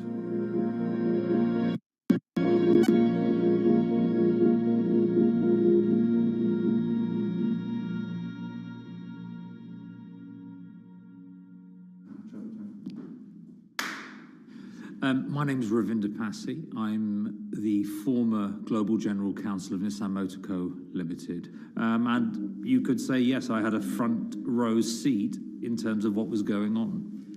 When Carlos Ghosn saved Nissan years ago, he was depicted in Japanese comic books as this hero, and now maybe we'll see comic books where he's the villain. In corporate Japan, Nissan was quite an unusual company. It was led for 2 decades by a non-Japanese executive. Well, Carlos Ghosn was a hero in the Japanese business world. If you had a global business celebrity in Japan and worldwide, it was definitely Carlos Ghosn. In a country with few foreigners at the top, he stood out. But over the years, he saved Nissan from bankruptcy, allied with Renault and Mitsubishi, and turned the alliance into one of the most competitive in the world. Yet as the years went on, you know, I think his ambitions changed a little bit. He started thinking about legacy plays, and one of them was to really tighten the alliance between Renault and Japan. And unbeknownst to him, there was a contingent of senior Nissan executives that were really felt threatened by that move. They really thought that they would lose complete control of the car company, and even in the government, there was probably a little bit of anxiety about a national champion in the auto industry falling under full-blown foreign control. Carlos Ghosn was an auto industry leader, respected by many in Japan. Now he's in jail. The arrest of Carlos Ghosn came completely out of the blue. This was in November of 2018. He was coming to Japan on Nissan's corporate jet for a regular executive meeting, and he was met on the tarmac by Japanese authorities who whisked him away to a jail and charged him with financial misconduct crimes. So what happened was that a power struggle ensued inside the company, and somewhere along the way, it was criminalized. By that I mean that there were allegations leveled at Carlos Ghosn about the way he reported his pay to Japanese authorities, the way he handled money inside the company, that in other contexts might have been a board action, might have been handled internally. A number of executives at Nissan decided to take this difference and take it over to the Tokyo prosecutor's office, and that unleashed a chain of events that would shake the entire auto industry. So after Carlos Ghosn was arrested, Nissan launched an internal investigation into the events that led up to his arrest. So Rav Passi was tasked with investigating Carlos Ghosn, and he was told, get to the heart of the matter, find out what Carlos Ghosn did wrong and bring it to our shareholders. It's really complicated because you had various things coming out of the weeds. 2018, the investigation has started, and we become aware of matters in terms of conflicts, actions by certain individuals that cause some concern because things might not quite be what they seem. So in our story, we really took a close look at Harinada and his role in Carlos Ghosn's downfall. Harinada is one of the most fascinating figures inside Nissan. He's also a lawyer. He's originally Malaysian. Hello, Mr. Hadi. And he had a meteoric rise through the company and became very, very close to Carlos Ghosn and other top figures. He had a front row seat at all the major strategic deliberations at the company. And when he discovered that Carlos Ghosn, as his final legacy play, was going to tighten the relationship between Renault and Nissan, he made a decision to go against Carlos Ghosn. And he became one of the key figures that decided that Carlos Ghosn had to go.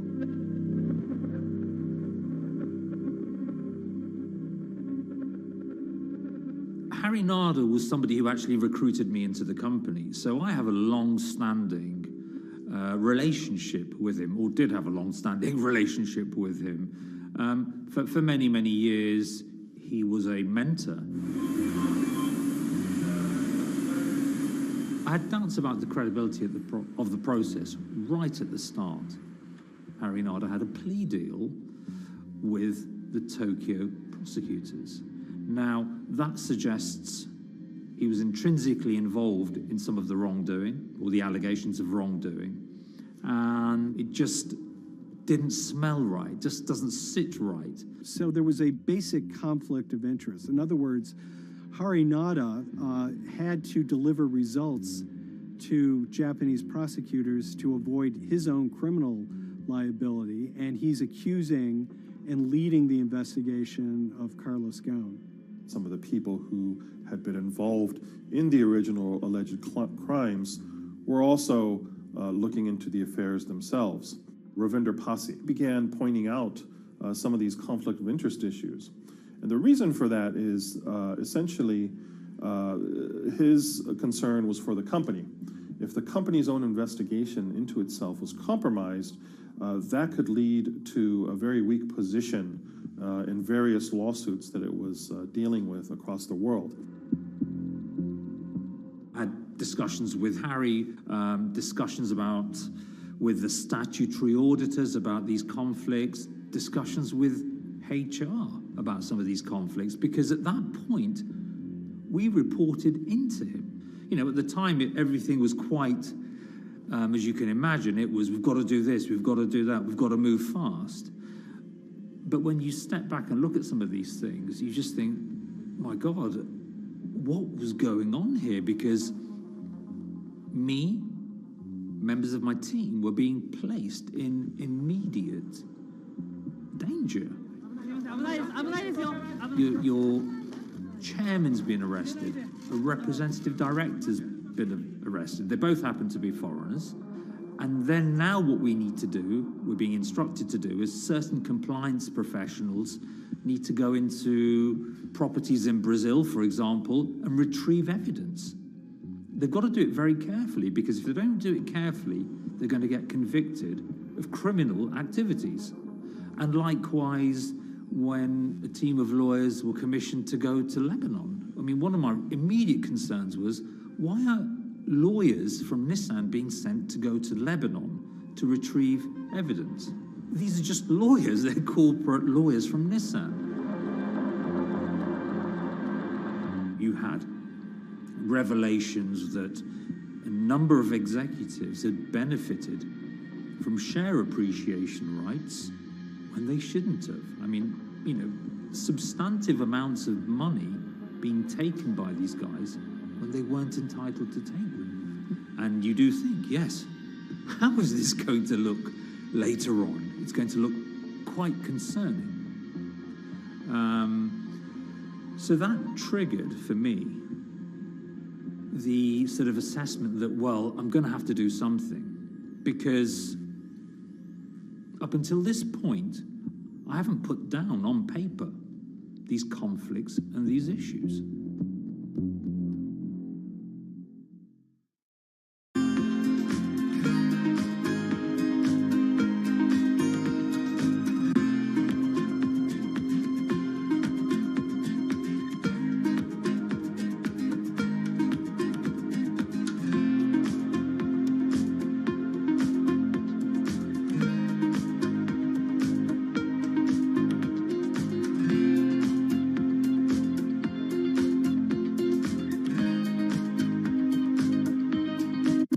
So Rav Pasi makes a fateful move. He writes this letter to the board listing every suspicion he has in great detail, backed up by evidence, backed up by memos, of why this internal investigation had serious problems. He sends the letter to the board, and it's crickets. He doesn't hear much of anything. Nothing happened thereafter. Nothing at all. Just like it just gone into a black box. And he began to suspect that there was a desire, even at the highest level within Nissan, to kind of sweep these conflicts of interest under the rug. Unfortunately for me, I think, you know, again, with hindsight, people must have thought that this is the nail that's sticking out, and we can't have this. Within 3 days of me submitting that to the board of directors, that letter to the independent board of directors, I was removed from the Goan Executive Conduct Matters. I was then told that I could not attend board meetings anymore. And up until that point, I had attended every single board meeting. I was then also told that after 8 years of being in Japan, I'd be going back to the UK. It eventually transpired that I'd be the VP of Projects and Transformation, managing a team of 3. So you can imagine what this feels like at this stage. Almost an arbitrary removal from Japan, where I've lived for 8 years, had 3 children there, my family has grown up, and we've been settled there, having a few months earlier been promoted to vice president at a global level, to being almost demoted.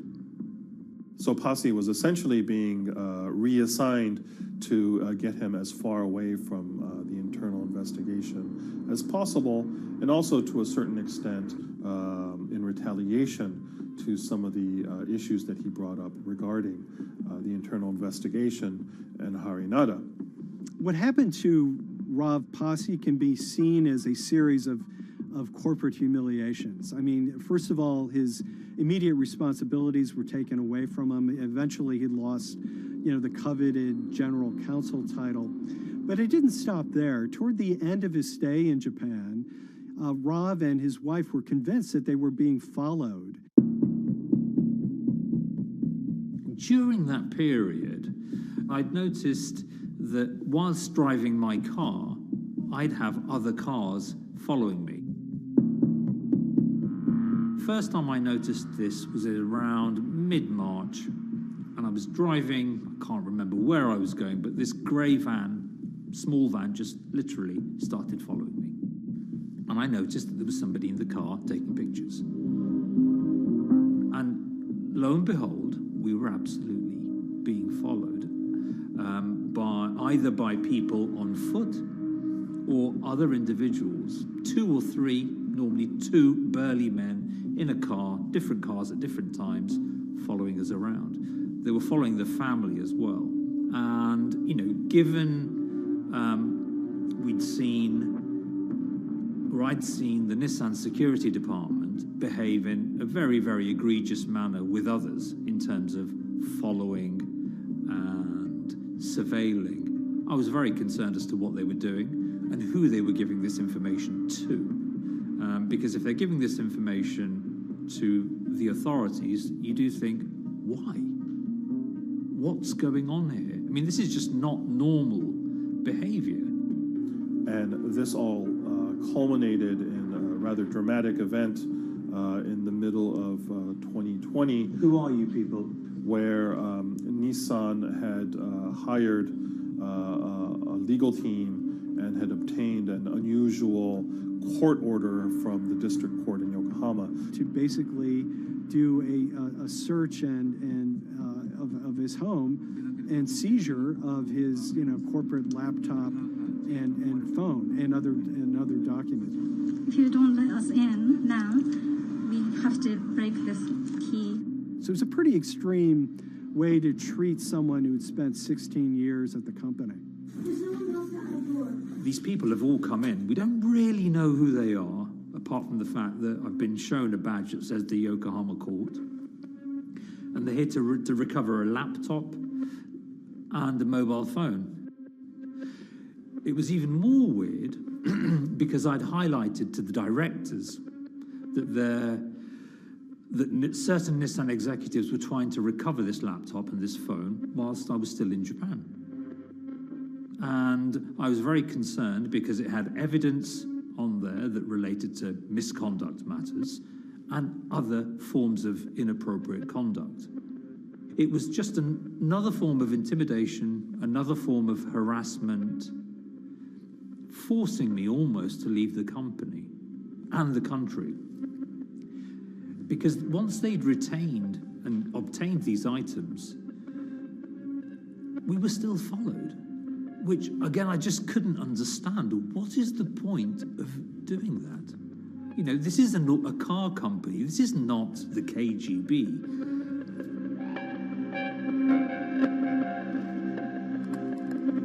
I think it's fair to say that Rav Pasi didn't have full battlefield awareness of all the intrigue going on at Nissan. I mean, Hari Nada is interesting because he's both charismatic and charming, and one of the most brutal corporate infighters one could ever run across. This is a confidential company email, right? You should not have this. If he had fallen into line, he would probably still have his job at Nissan, be paid very well, and continued his work. A career that he spent 16 years building at Nissan is irretrievably broken. It's been smashed to smithereens. He and his family paid a huge price, certainly. But in terms of being able to sleep at night, I think, he's come out ahead. I highlighted issues to the highest levels of the company so that they could be dealt with appropriately by those in charge. There was no response to those, and there was retaliation against me. What's really profound, like absolutely profound, is that none of your colleagues, I mean people who you have known for years, forget it. Yeah. You're on your own. Yeah. And you got to be ready for that. You've got to be ready for that. If you take it on anyway.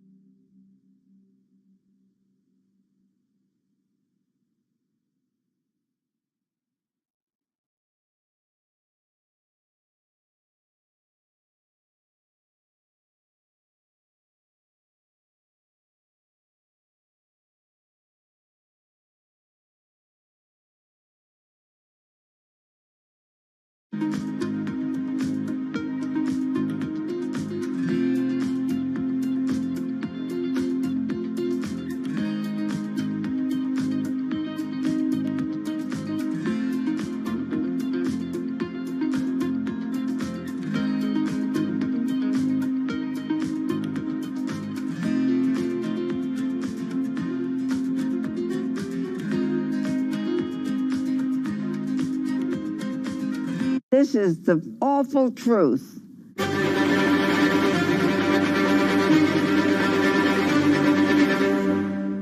There's always someone in the family that's pushing it.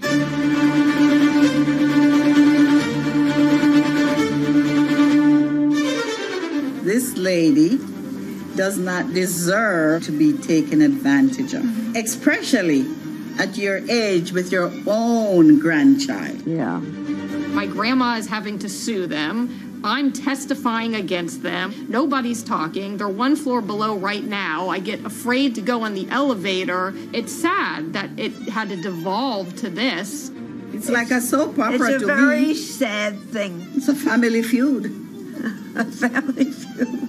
Here's a family that, on paper, you would think has the wealth that so many people seek, yet at the end of the day, it seemed to sort of rip everybody apart.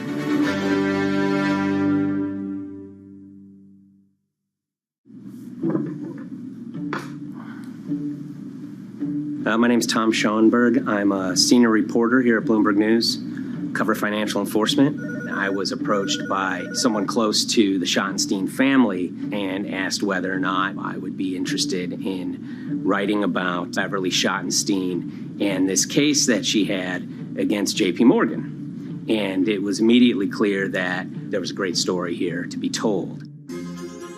So I started just, assembling all sorts of documents that the family made available to me. That included a diary that Beverly had begun writing when she started having suspicions about what was actually going on with her money. Beverly obtained her wealth from the Schottenstein kind of retail empire that has at times included Big Lots, Value City, American Eagle Outfitters, DSW Shoes. Beverly's husband died, and at which point they sold off their portion of the company, bringing them an enormous amount of wealth in around 1990. Estimates of her wealth were around $90 million. She, for many years, had that pool of money being managed by outside advisors. Her grandsons in the late 2000s had both graduated and were becoming financial advisors. She gave them a little bit to work with, and over time, her grandson, Evan, became the trustee of her entire estate.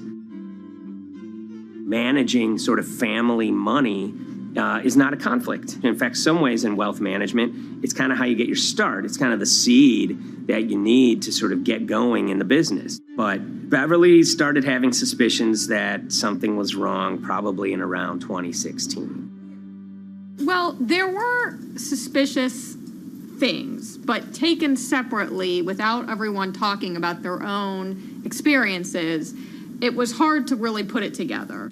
She had written a check to her caretaker, Dawn, that bounced. So she went down to her local Chase branch to sort of find out what was going on. She wasn't getting paper statements in the mail, so she asked them to print out a number of her statements having to do with her checking account and her credit card account. So we went to the bank and asked for the statements. And she got a whole year and going through all of them, page by page by page. And it was there she saw all sorts of charges that she said she didn't authorize or didn't know about. I was becoming very, very suspicious. I was starting to look in the money part, and that's what bothered me more when I saw that money was going. And I was not a big spender. Around the same time, Dawn, she starts noticing Beverly's son, who lived in the condominium below her, came up with Evan with a shredder and started grabbing papers in her office area, including some with JP Morgan letterhead, and just started sitting at the kitchen table, just shredding documents over and over. Yeah, they came in one morning. They used to do it in the back. Through the back door, and they brought the shredder inside. And then they went in the drawers in the office and took out all the papers, and they started doing it. I was very suspicious because I know you don't go around and destroying papers. Beverly said that they had done this many times before. That's when she said to me, Dawn, I'm going to write my feelings in this black book. Diary. And it's a diary, and she started writing. Each day she would write a little at a time. Around the holidays of 2018, a package had arrived, a FedEx package, and in it were materials about a venture capital fund based out of the Cayman Islands. Dawn and some other family members take a look at this, and they see that Beverly is signed up for this fund to the tune of $5 million over the course of several years. And that was really the beginning of it. That was sort of the tip of the iceberg when it became obvious that something was going on, that my grandmother really wasn't aware of this fund.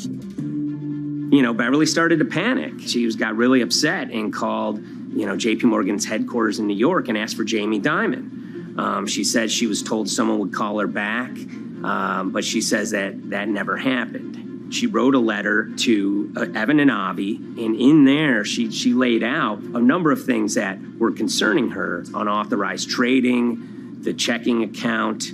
She had about $1 million worth of jewelry in a safe deposit box, and that her son Bobby had the key to that box, and that jewelry had gone missing. All this was kind of packaged in this, 5-page handwritten amendment to a will and trust.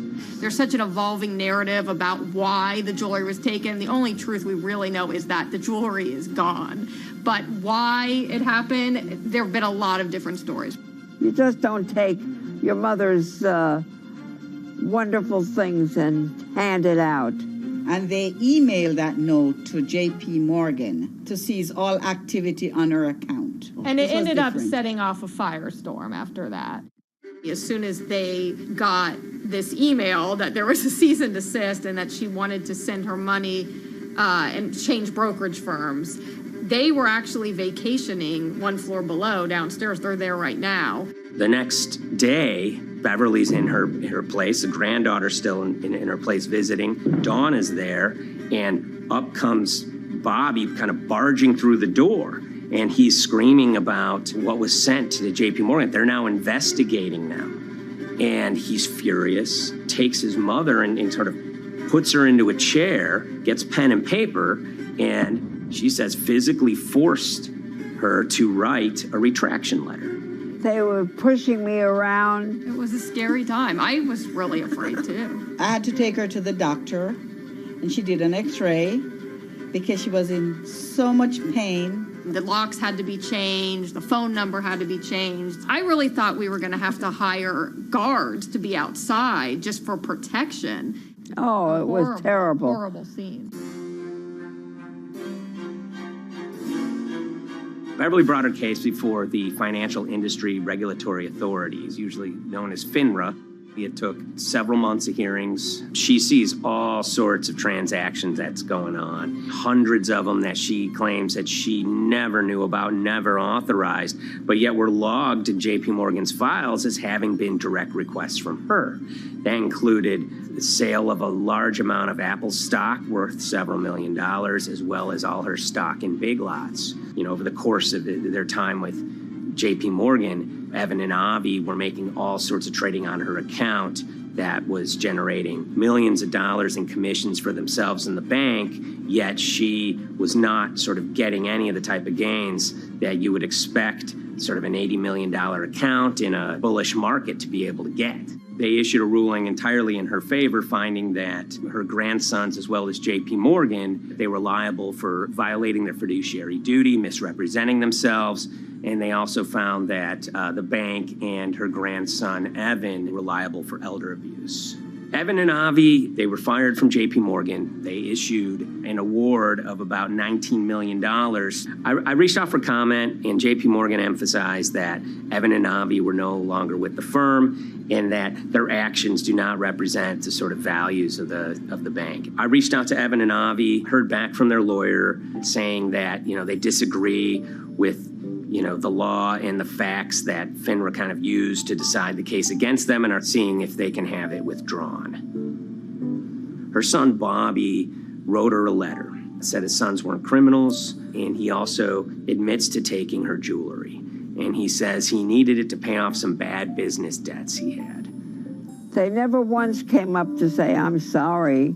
If there had been an apology and some acceptance, and asking for forgiveness from my grandmother, I don't think we'd be in the position that we are now. Since the piece came out, we've received dozens of messages from people, many of whom are telling their own sort of personal tales of, kind of financial advisors gone bad, or family members who got control of an estate and abused, those within. Seems that it's really resonated with a lot of people. I keep, hearing a lot of feedback about Beverly and how, a lot of people feel she did the right thing. You're never too old to stand up for yourself and try to right an injustice. She was adamant that she wanted to stand up for herself, but at the end of the day, they did wrong. It's a painful life lesson. Beverly taught them that you don't mess with grandma.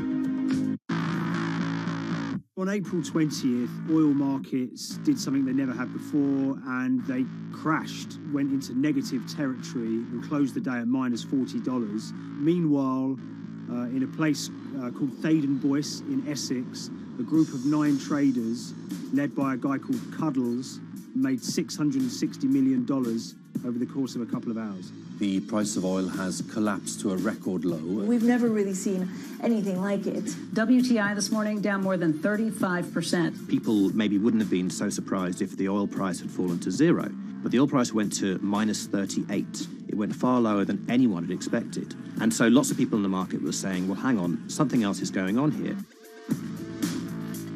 A couple of months later, I started to get wind through a kind of network of sources that a tiny firm in the outskirts of London had made a huge amount of money that day and potentially had some part to play in what happened. The information we got was that 9 traders at Vega Capital London had made in the region of $660 million in one day. As a group, I think they made as much money in one day as Apple makes from its international sales in one day. I mean, it's an insane sum of money. Did they pull off a fantastic trade? Did they predict the way the market was moving and get it absolutely right? Or was there something else going on, and had they actually done something that breached market rules in a bid to sort of push the market? And that investigation is ongoing.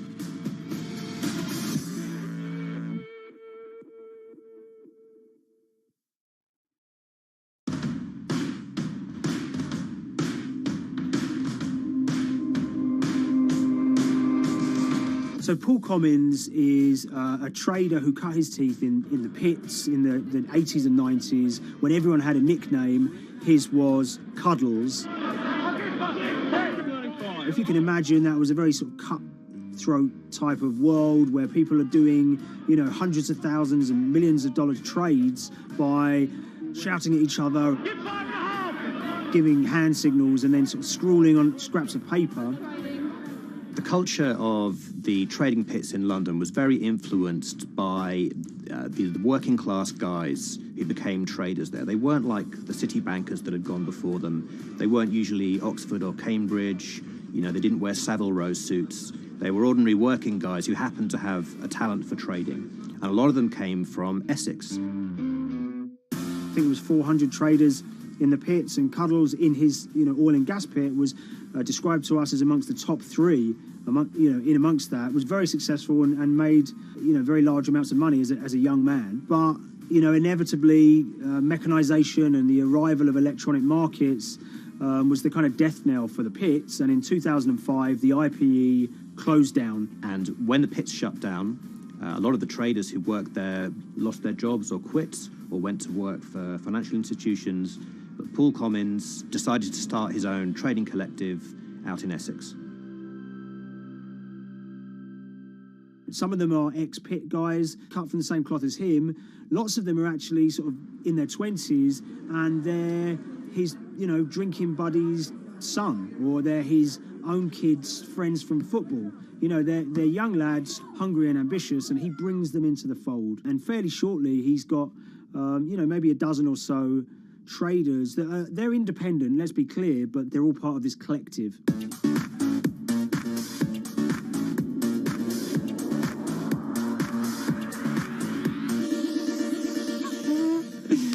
Yeah, I'll let Liam deal with Essex. I am from Essex, so I feel like I'm free to, to get into this. Sweet, as they say. If you were to ask someone in Britain how they would imagine a kind of Essex person, they would see someone who's maybe slightly flamboyant, with a sort of Cockney accent, a sort of Guy Ritchie-style accent. Not afraid to splash the cash, but it's probably pretty bright and has done well for themselves. Don't even make sense, does it? But, these guys, they drove around very nice Rolls Royces and Bentleys. They went to places like Marbella on holiday. Thaden Boyce is a very wealthy place. You have to have considerable income to be able to afford to live in that village. It's a really nice place to live, and it's 20 minutes tube ride away from the city. Earlier in the summer, we have this lead, which is that there's this tiny firm called Vega Capital London, and they were the biggest winners from the biggest oil crash in history. Anyone that covers markets is going to be surprised about that. You're thinking your BPs of the world or your Glencores, but it's this tiny firm. And one of the big challenges that we had was actually finding out who worked with Vega Capital. It wasn't immediately obvious, and at first we had absolutely no idea. If you go to the Vega Capital website, it says it's under construction. If you do basic online searching, it's very difficult to find anyone who's publicly connected to the company. So inevitably, we're incredibly curious at this point. Like, who the hell are these people? The more reporting we did, the more it became clear that this group were connected socially as well as professionally. They went to weddings together, they played golf together, they would go on holiday together. We found out that a number of them were members of the West Ham Supporters Club in London. A few of them started companies together, so you could see all the connections between them and start to see a distinct group emerging. And it really just was this kind of shock that, this wasn't just like a hedge fund or a firm you'd never heard of. This was actually a group of buddies who all had the same experience on this day and had all made a huge amount of money. So if you're an oil trader, there's a number of different ways you can trade, and probably the most popular is WTI futures contracts. And it's basically a contract that says, I'm going to buy 1,000 barrels of oil from you at this point in the future, or I'm going to sell 1,000 barrels of oil to you at this point in the future. It's actually just a financial contract to gamble on to predict whether oil is going to go up or down. On the 20th of April in Essex, there had been signals for a while that this was going to be an exceptional day in oil markets. And we know that some of them arose early and started their trading in the early hours of the morning while it was still dark outside. Essentially what they were doing is buying contracts that gave them an obligation to buy oil at whatever the price ended up at 2:30 p.m. So they're basically placing a bet that oil was going to fall throughout the day. But they're simultaneously selling lots of oil as well. And that whether they make a profit and how much profit they make is the difference between what they buy the oil for and what they sell the oil for. Now, of course, we now know throughout April 20th, the price dropped and dropped. So this is going very well for them. They are committed to selling oil at these prices, and the prices are continuing to fall, which means they're going to be able to offset it and buy oil at cheaper at the end of the day. Now, once it gets to kind of 1:30, 2 p.m., that's when things start to get really interesting. Suddenly there's a kind of influx of buyers and sellers, as desperation increases in the market and trading volumes go up.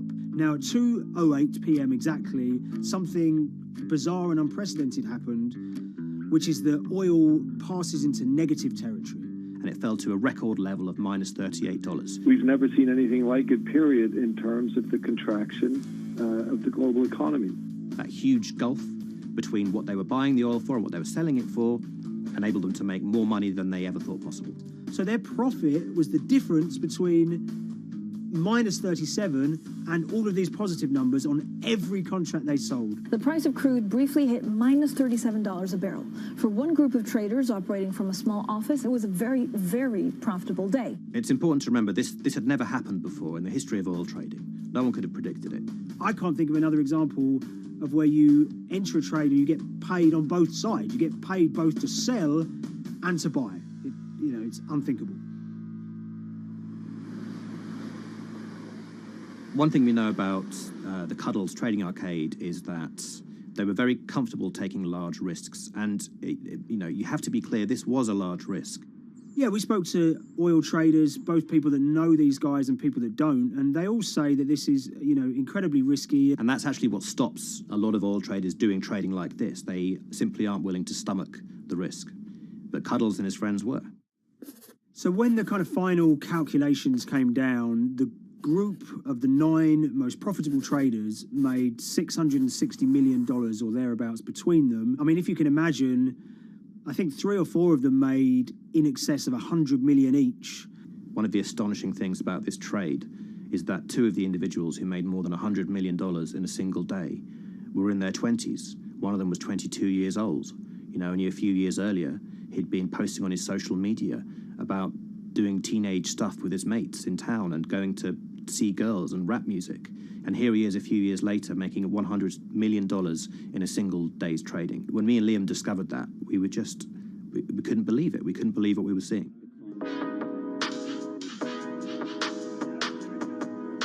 Oil trading is a zero-sum game. Anytime you're making money as an oil trader, someone else is losing it. Amongst the biggest losers were the investors in this Chinese fund, Crude Oil Treasure Fund. There were thousands of them, and they lost everything. Lots of people had put their savings into oil funds. They lost money that day. Big banks and brokers who sort of stand in the middle of trading parties, they lost money that day. And another interesting thing is that oil-producing countries like Kuwait or Canada, they sell oil as an average of the WTI closing price over the preceding month. So the fact that one of those numbers in that average was minus 37 meant, if you can imagine, countries like Saudi Arabia and Kuwait potentially lost a couple of dollars on every single barrel of oil they sold that month. Vega Capital's traders made such an extraordinary sum of money that it was inevitable there would be some scrutiny of what they did. But it wasn't just the sums of money they made.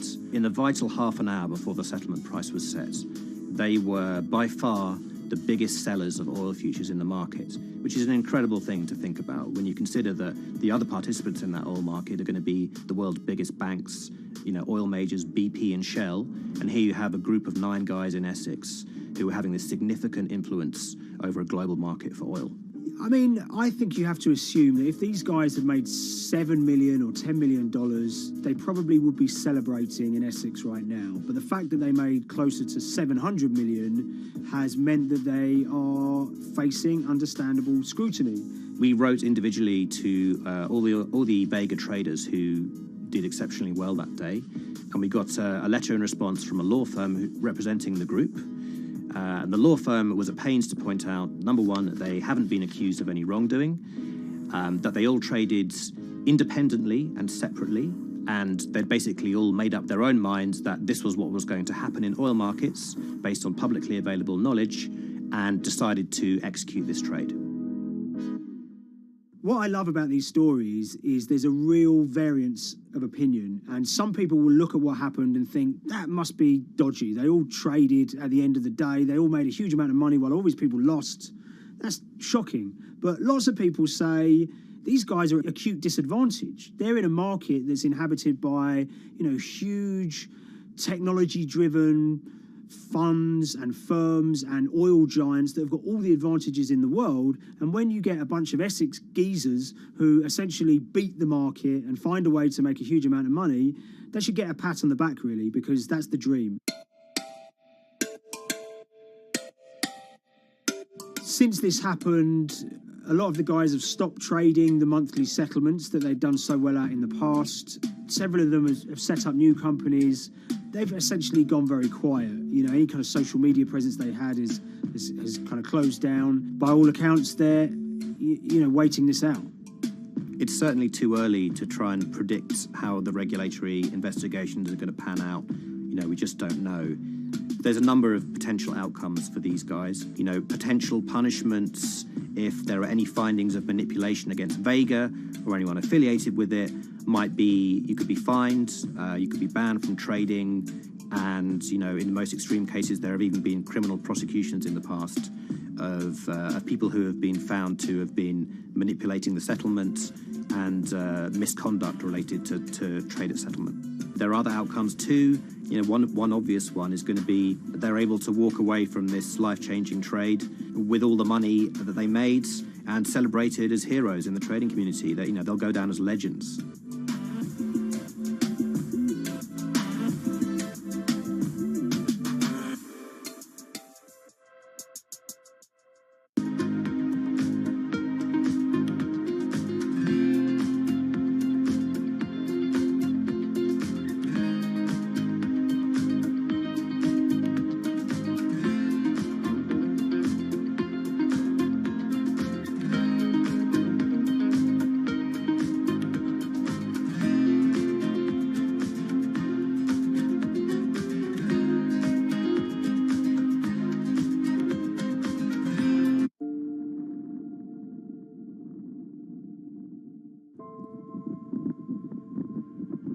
It's very important, given the nature of the climate crisis right now, for the general public to have an understanding of what progress is or is not actually happening. And I think many readers right now, they'll see these hundreds and hundreds of companies making these big, bold climate claims.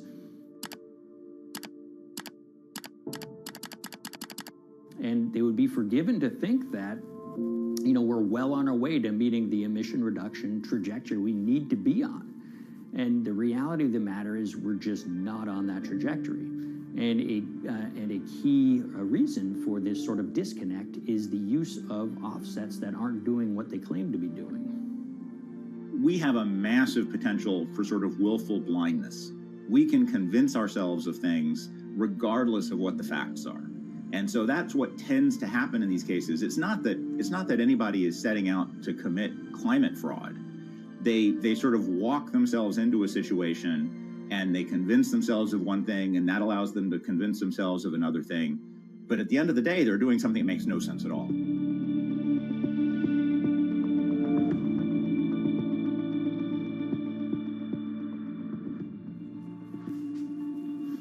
My name is Ben Elgin. I wrote the story about how the billion-dollar market for carbon offsets is setting back the fight against climate change. So one of the challenges in reporting on carbon offsets and trying to figure out what's going on is really finding good experts who have been steeped in this marketplace and are willing to candidly talk about it. One of the best people for this is a fellow named Mark Trexler, and I've been talking to him for more than a decade. My name is Mark Trexler. I've worked in climate change for the last 30 years. I was actually hired by the World Resources Institute in Washington to work on the first carbon offset project in 1988. In terms of defining a carbon offset, one of the beauties, so to speak, of greenhouse gases, sort of the silver lining of greenhouse gases, when you put up a molecule of CO2 into the atmosphere, it can be anywhere in the planet in 7 days. And therefore, if there's an option to reduce emissions on the other side of the planet, and you can do that very cheaply as compared to doing it in your factory, for example, then why not pay that person, that factory on the other side of the planet to reduce their emissions? Then you are, in a sense, offsetting your emissions, and the atmosphere doesn't really see your emissions anymore. So carbon offsets have been around for quite some time, and they were actually key with these international climate agreements, such as the Kyoto Protocol, which mandated the wealthiest countries reduce their greenhouse gas emissions. The treaty was signed on the 11th of December, 1997. Decided. The business community in general saw carbon offsets as a huge opportunity to comply with whatever policies and measures might be coming down the pike on climate change much more cost effectively. We've seen a huge surge in companies making big proclamations about how they're going carbon neutral or zeroing out all of their carbon emissions. We're going to reduce our carbon footprint to net zero. Unilever is committing to net zero emissions. We can achieve a net zero emissions world. We began looking at these corporate claims of dramatically reduced emissions, and we noticed so many of these companies were using carbon offsets to achieve these aims. And as we began to look at the carbon offset projects themselves, what we found is that the environmental benefits claimed by these companies are not actually what they seem to be.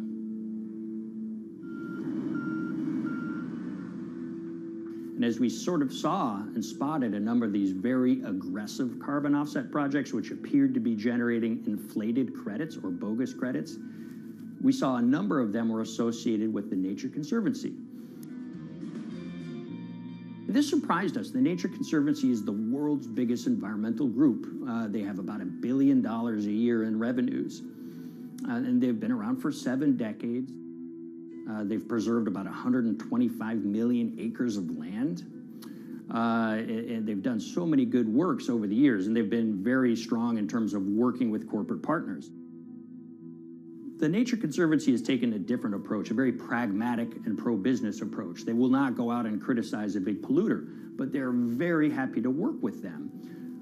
Some might say that, well, that's selling out, but others would say, and those at the Nature Conservancy would say, these companies have deep pockets. They can help fund important preservation work, and we have absolutely no problem working with them on this stuff.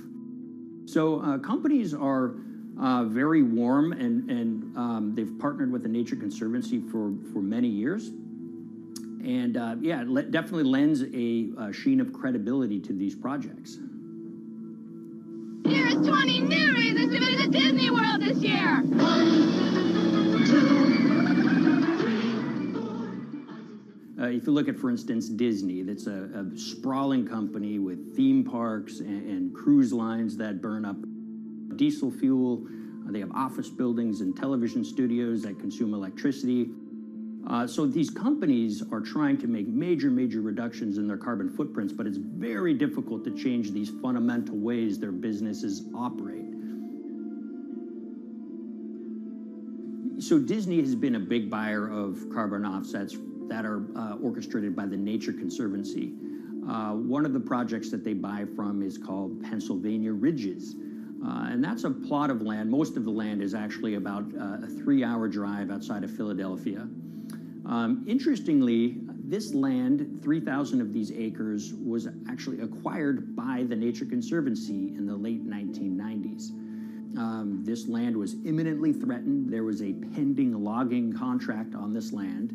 So they do what they've done so well for all of these years, which is they go out, they raise money from local philanthropists, and they go buy this land to protect it from developers and loggers. And at the time, according to an archived version of the Nature Conservancy's website, when they were proudly announcing this deal, they said, these threats have been abated because of this acquisition by the Nature Conservancy. So it's really interesting now, fast forward 2 decades to earlier this year when they put forward this carbon project. And if you look through it, this land is a key part of that carbon project. And what they're now saying is this land is now once again imminently threatened. 72% of the trees are going to be cut within 5 years. Now this is just astounding because this land is owned by the Nature Conservancy. They do not clear-cut land that they've bought through philanthropic donations. So this scenario that they've put forward to get carbon revenues is not really plausible. And what that means is when you have Disney coming in and buying these credits, when it eventually lowers its carbon footprint because of these credits, well, that won't be a credible or truthful claim by Disney.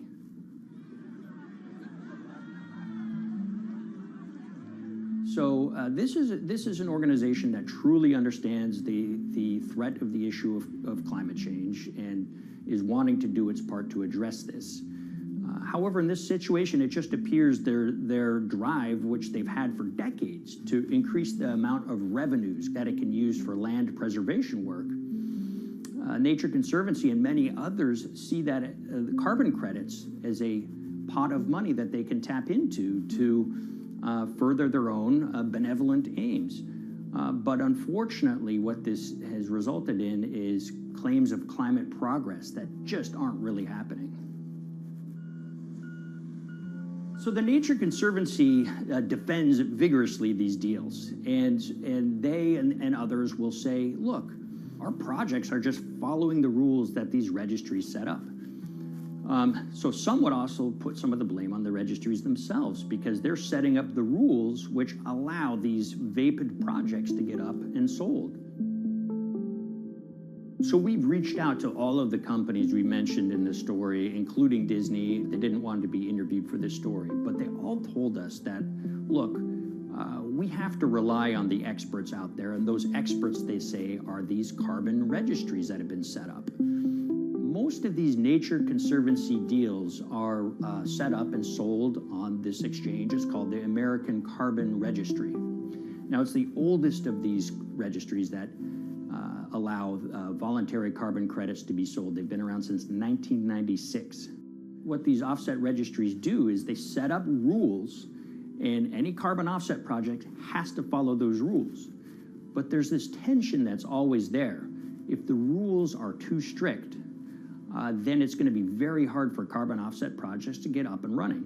So there's this balance going on where the registries want rules that attract projects, but they don't want it to be so strict where it will disincentivize projects from getting listed. One of the challenges with designing carbon offset systems is that there are normally two people at the table. You have buyers and you have sellers. And to some extent, you have policymakers, but you know, the buyers and the sellers are really the ones with the expertise, with the incentive to really participate hard, make a lot of things happen. And the challenge there is that both of them sort of want the same thing, or they're both happy with the same thing. They're happy with low-cost offsets and a lot of them, because that works for their business model.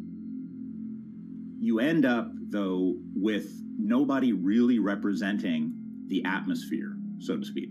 Nobody's really representing the climate in those discussions. And so the policies end up biasing the whole system. And you end up in sort of a race to the bottom. And that's what we've seen happen. You know, when it comes specifically to the topic of carbon offsets, you know, I am a fan of carbon offsets in the sense that they can help mitigate climate change. They absolutely can. But, you know, if we're not going to do it correctly in a way that actually does help mitigate climate change, then it's nothing but a distraction. And, you know, after 30 years, you have to start wondering, is it really just a distraction? And that's really unfortunate, but that's where we are. Ultimately, what needs to happen is systemic change. You know, we're sort of nibbling around the edges with some of these different things. We need to change how we produce energy. We need to change how we transport ourselves. We need to change what and how we eat.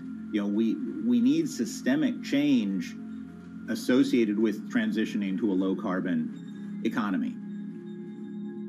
A lot of what we're doing today is not promoting systemic change. It's sort of trying to stick your thumb in the dike to preserve the current system. And at the end of the day, that can't really work.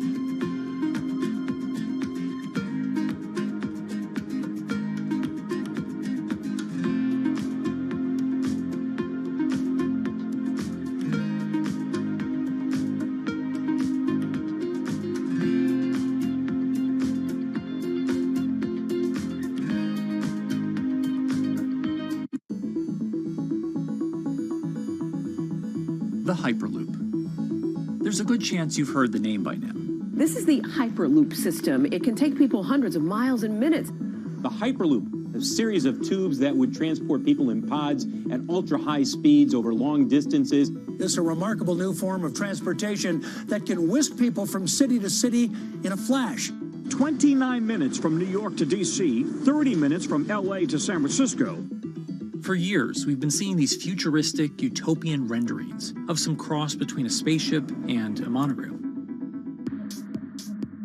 But lately, the Hyperloop is becoming much more real. Yes. It was surreal to be even sitting inside a Hyperloop, and just even more incredible to actually be like riding down a track in something that was nothing more than a crazy idea 6 years before.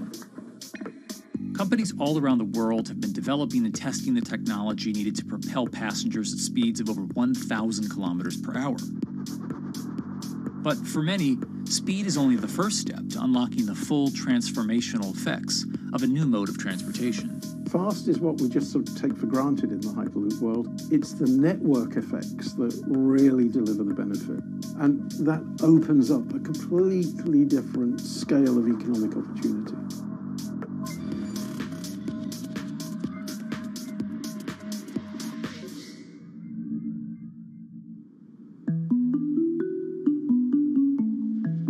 We've got planes, trains, automobiles, and boats for getting around Earth.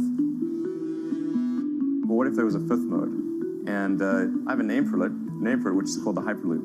The Hyperloop? Hyperloop, yeah. In 2013, while riding high on the growing success of Tesla and SpaceX, entrepreneur Elon Musk released a white paper outlining the basic framework of the technology he called Hyperloop. The basic idea goes a little something like this. A tube reduces the air pressure to a near vacuum-like environment. A Hyperloop pod is then suspended in the tube, usually by magnetic levitation. The whole pod can then be propelled forward.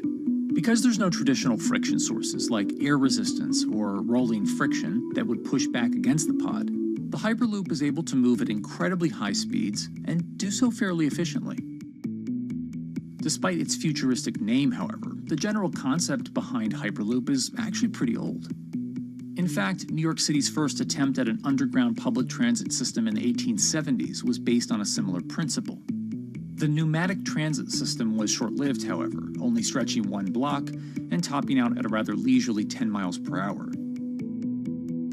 While Elon would make some 21st century improvements to this concept and bestow a very 21st century name, he wouldn't end up pursuing the technology itself, instead electing to focus his efforts on something a little bit deeper, literally digging the requisite tunnels via his boring company.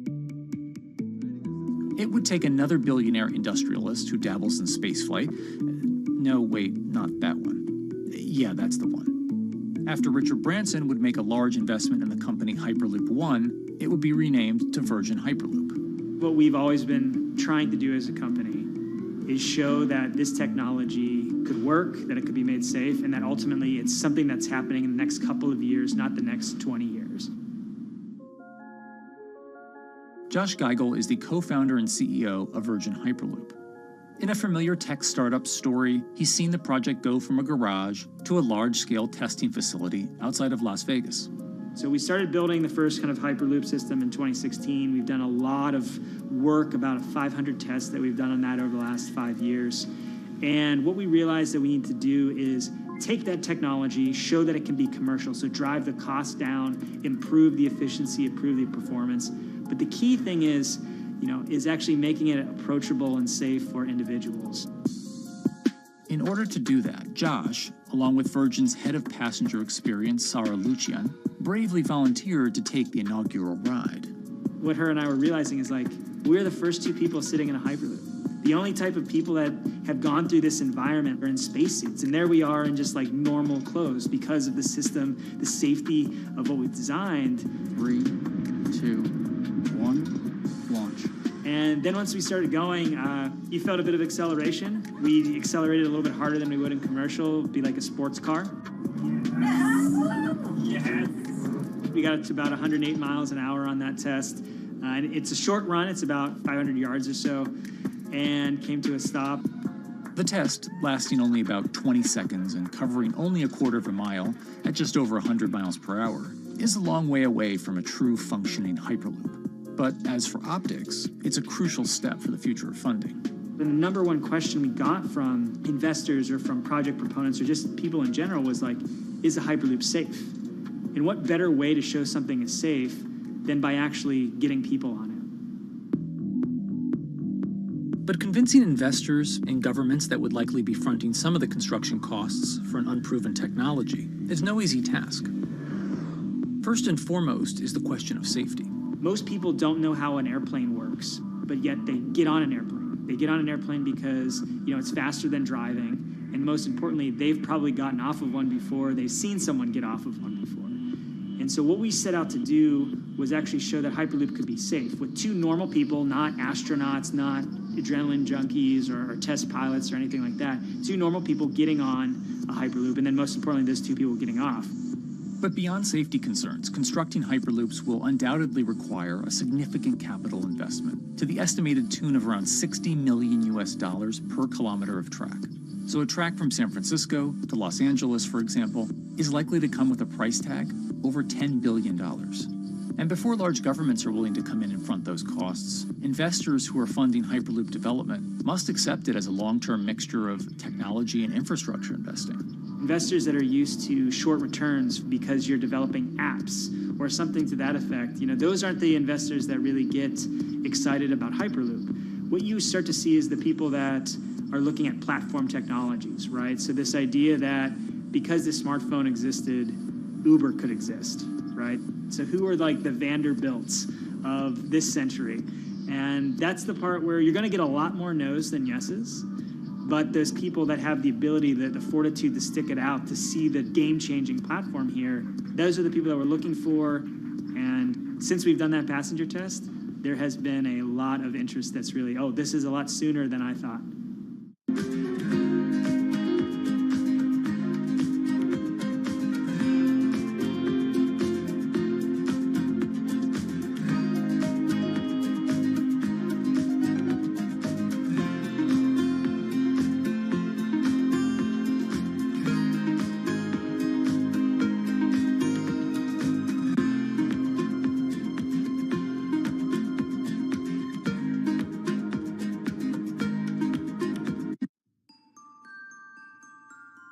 Envisioning the ripple effects of what Hyperloop could achieve, though, is fairly challenging at this stage of development.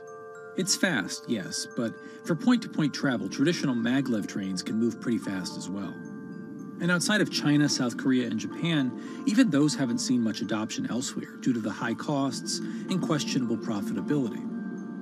The Shanghai line in China, for example, loses around $100 million every year. Hyperloop companies, however, believe they can offer something different than traditional railway lines. My name's Alan James, and as far as I know, I'm the only guy on the planet who's written a government-level business case for 300 kmh conventional high-speed rail, 500 kmh maglev, and 1,000 kmh Hyperloop.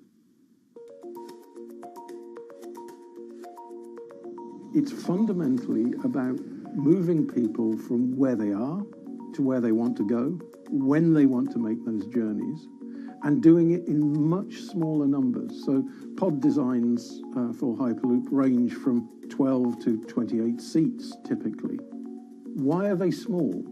It's because small enables the network to operate flexibly. And a great example of that is the east-west strategic route across the north of England, from Liverpool to Manchester to Leeds. So to get from Liverpool via Manchester to Leeds by train is just short of 2 hours today. It'll probably take you 2 hours driving as well in average traffic conditions. Net result is those three city regions remain three separate entities: Liverpool, Manchester, Leeds. There's very little commuting traffic between those urban areas. Hyperloop absolutely changes that from the ground up. Liverpool to Manchester is a 5 or 6 minute journey. Manchester to Leeds is also a 5 or 6 minute journey. What that effectively does is create a single supercity economy. In this vision, the Hyperloop acts a little more like a highway, where pods have fixed destinations and don't need to stop along the way. Meaning you can travel on a Hyperloop network from, say, Liverpool to Leeds, while the pod behind you travels from Liverpool to Manchester. And if that metro Hyperloop network is connected to other networks from the same location, you could travel from Liverpool to Paris or Liverpool to Amsterdam, all without making a single stop. For passengers, for business, for leisure, that is utterly transformational. For high-value freight and logistics, it's equally transformational. But critically, if you do a Hyperloop network at scale, you begin to deliver massively significant carbon savings too. A multi-regional Hyperloop network could become a replacement for both short-haul passenger and cargo flights and traditional ground transportation, both of which are significant carbon producers. One Hyperloop-connected distribution hub, perhaps at an airport that is predominantly used for international air freight, replacing maybe 10, 12, 15 distributed road hubs. It takes a lot of polluting and inefficient truck haulage off the roads. That itself means roads gain extra capacity. Hyperloops will still need to use electricity to both move pods and maintain the near-vacuum environment in the tube. Proponents of the technology believe that this can be done by using renewable sources, including a combination of solar panels and battery technology that could be used along the Hyperloop itself.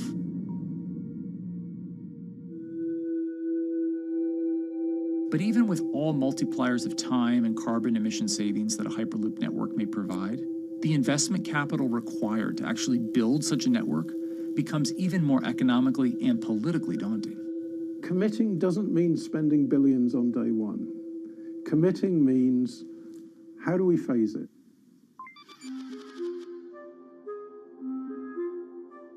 One company in the Netherlands is working to develop that technology, and perhaps more importantly, the international coalition needed to make the Hyperloop network a reality. So we are here in Europe's first full-scale Hyperloop test facility, where we can already prove every conceptual technology of the Hyperloop. This is Tim Houter, a co-founder and CEO of Hart Hyperloop, headquartered in the city of Delft. And while this testing tube might not seem as large as others, inside is a key technology to create the on- and off-ramp type infrastructure of a Hyperloop network. That is, a lane switch. That's something we can already test here. You can actually see it here, that the track is diverging from one track into two. That makes it possible to eventually split up the Hyperloop track in two sections. And in that sense, you can create a complete Hyperloop network. That in the end will make it possible to travel, for example, over a whole continent. Take Europe, for example, with the same ease as you can now travel with a metro in a city. The nice thing about this magnetic levitation system that we've developed is that there's absolutely zero moving components in the track. So, for example, if you have to do a lane switch, all you do is that the tube basically splits up, and statically the tracks also split up. And whenever the vehicle enters a switch, it either pulls itself to the right with its magnets, or it pulls itself to the left with its magnets.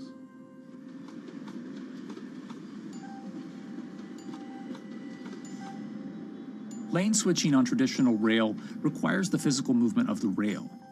Even modern magnetic levitation tracks use lane switching techniques in order to transfer trains from one track to another.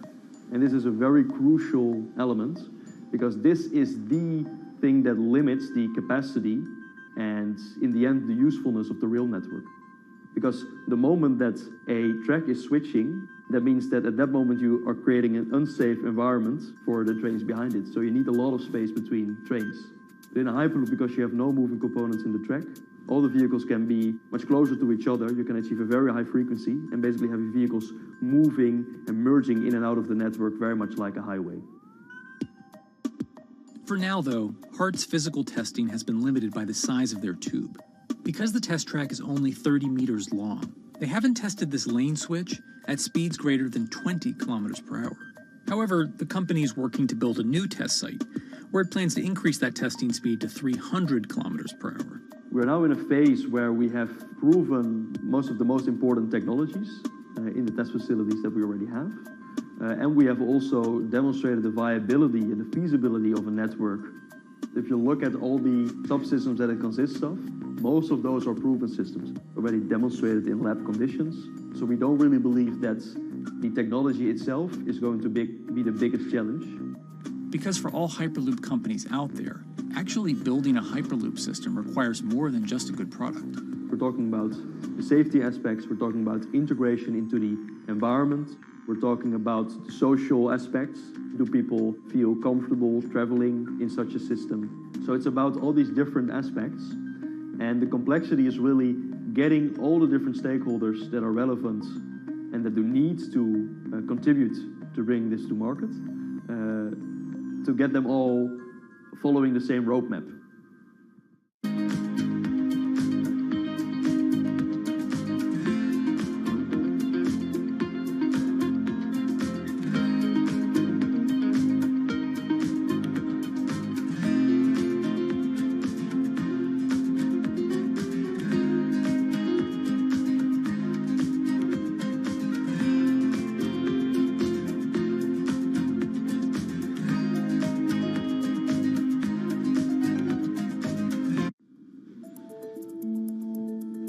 In order to help build this coalition of private and public interest in Hyperloop development, HART in 2018 partnered with other Hyperloop companies from Europe and Canada.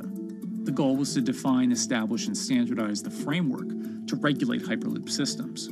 Right now we are working with all the Hyperloop developers together in setting up the first, let's say, structure for starting the standards drafting. One of the most important goals for HART is interoperability, which is essentially making sure the different systems can communicate with each other.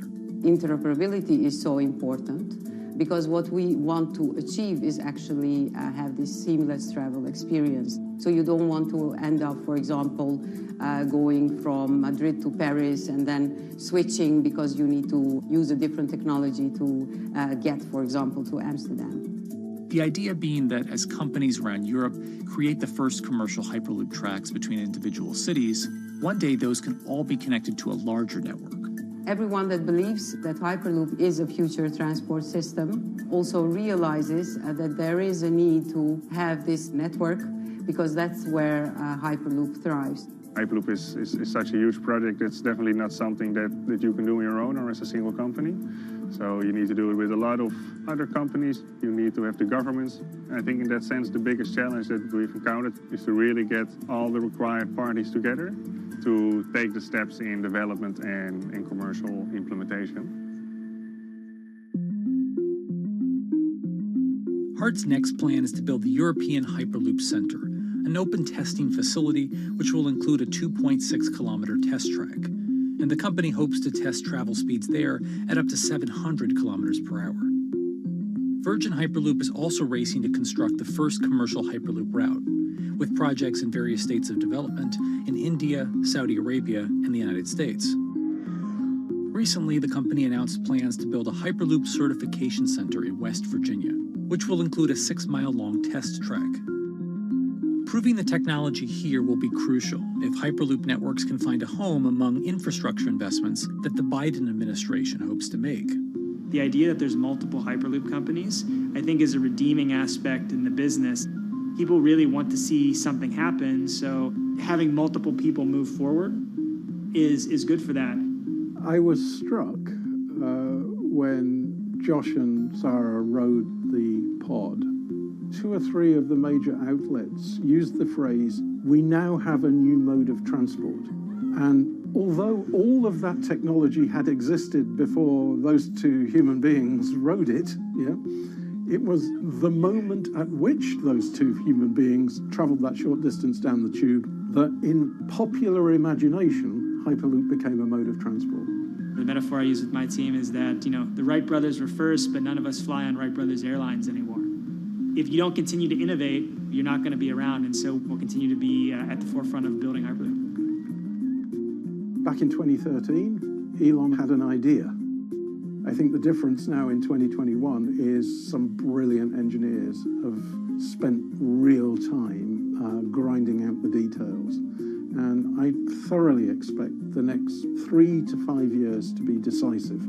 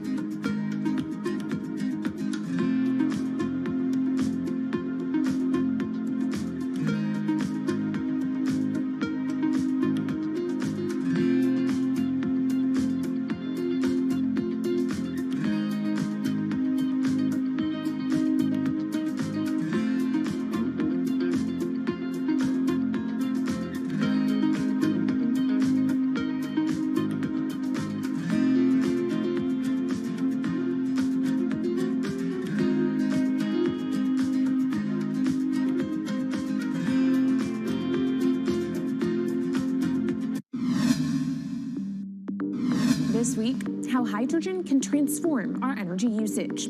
We'll look at why the universe's most abundant element could be a game changer in the climate revolution. Hydrogen technologies are not new. They are used in other sectors. We use them in space, on our rockets, and we don't need the laws of physics to change to be able to use hydrogen on our planes. From iron ore to green hydrogen, one of Australia's richest men tells us about his pivot to sustainable energy. Let's take action. It's practical, it's implementable. Let's do it now. Plus, the hydrogen revolution. We'll speak with the CEO of Italian utilities firm Snam about his new book and how green hydrogen could be competitive within 5 years. Costs are coming down and people are waking up to the fact that it's the only way to decarbonize certain sectors. From Bloomberg's global headquarters in New York, I'm Kaylee Lyons, and this is Bloomberg Green.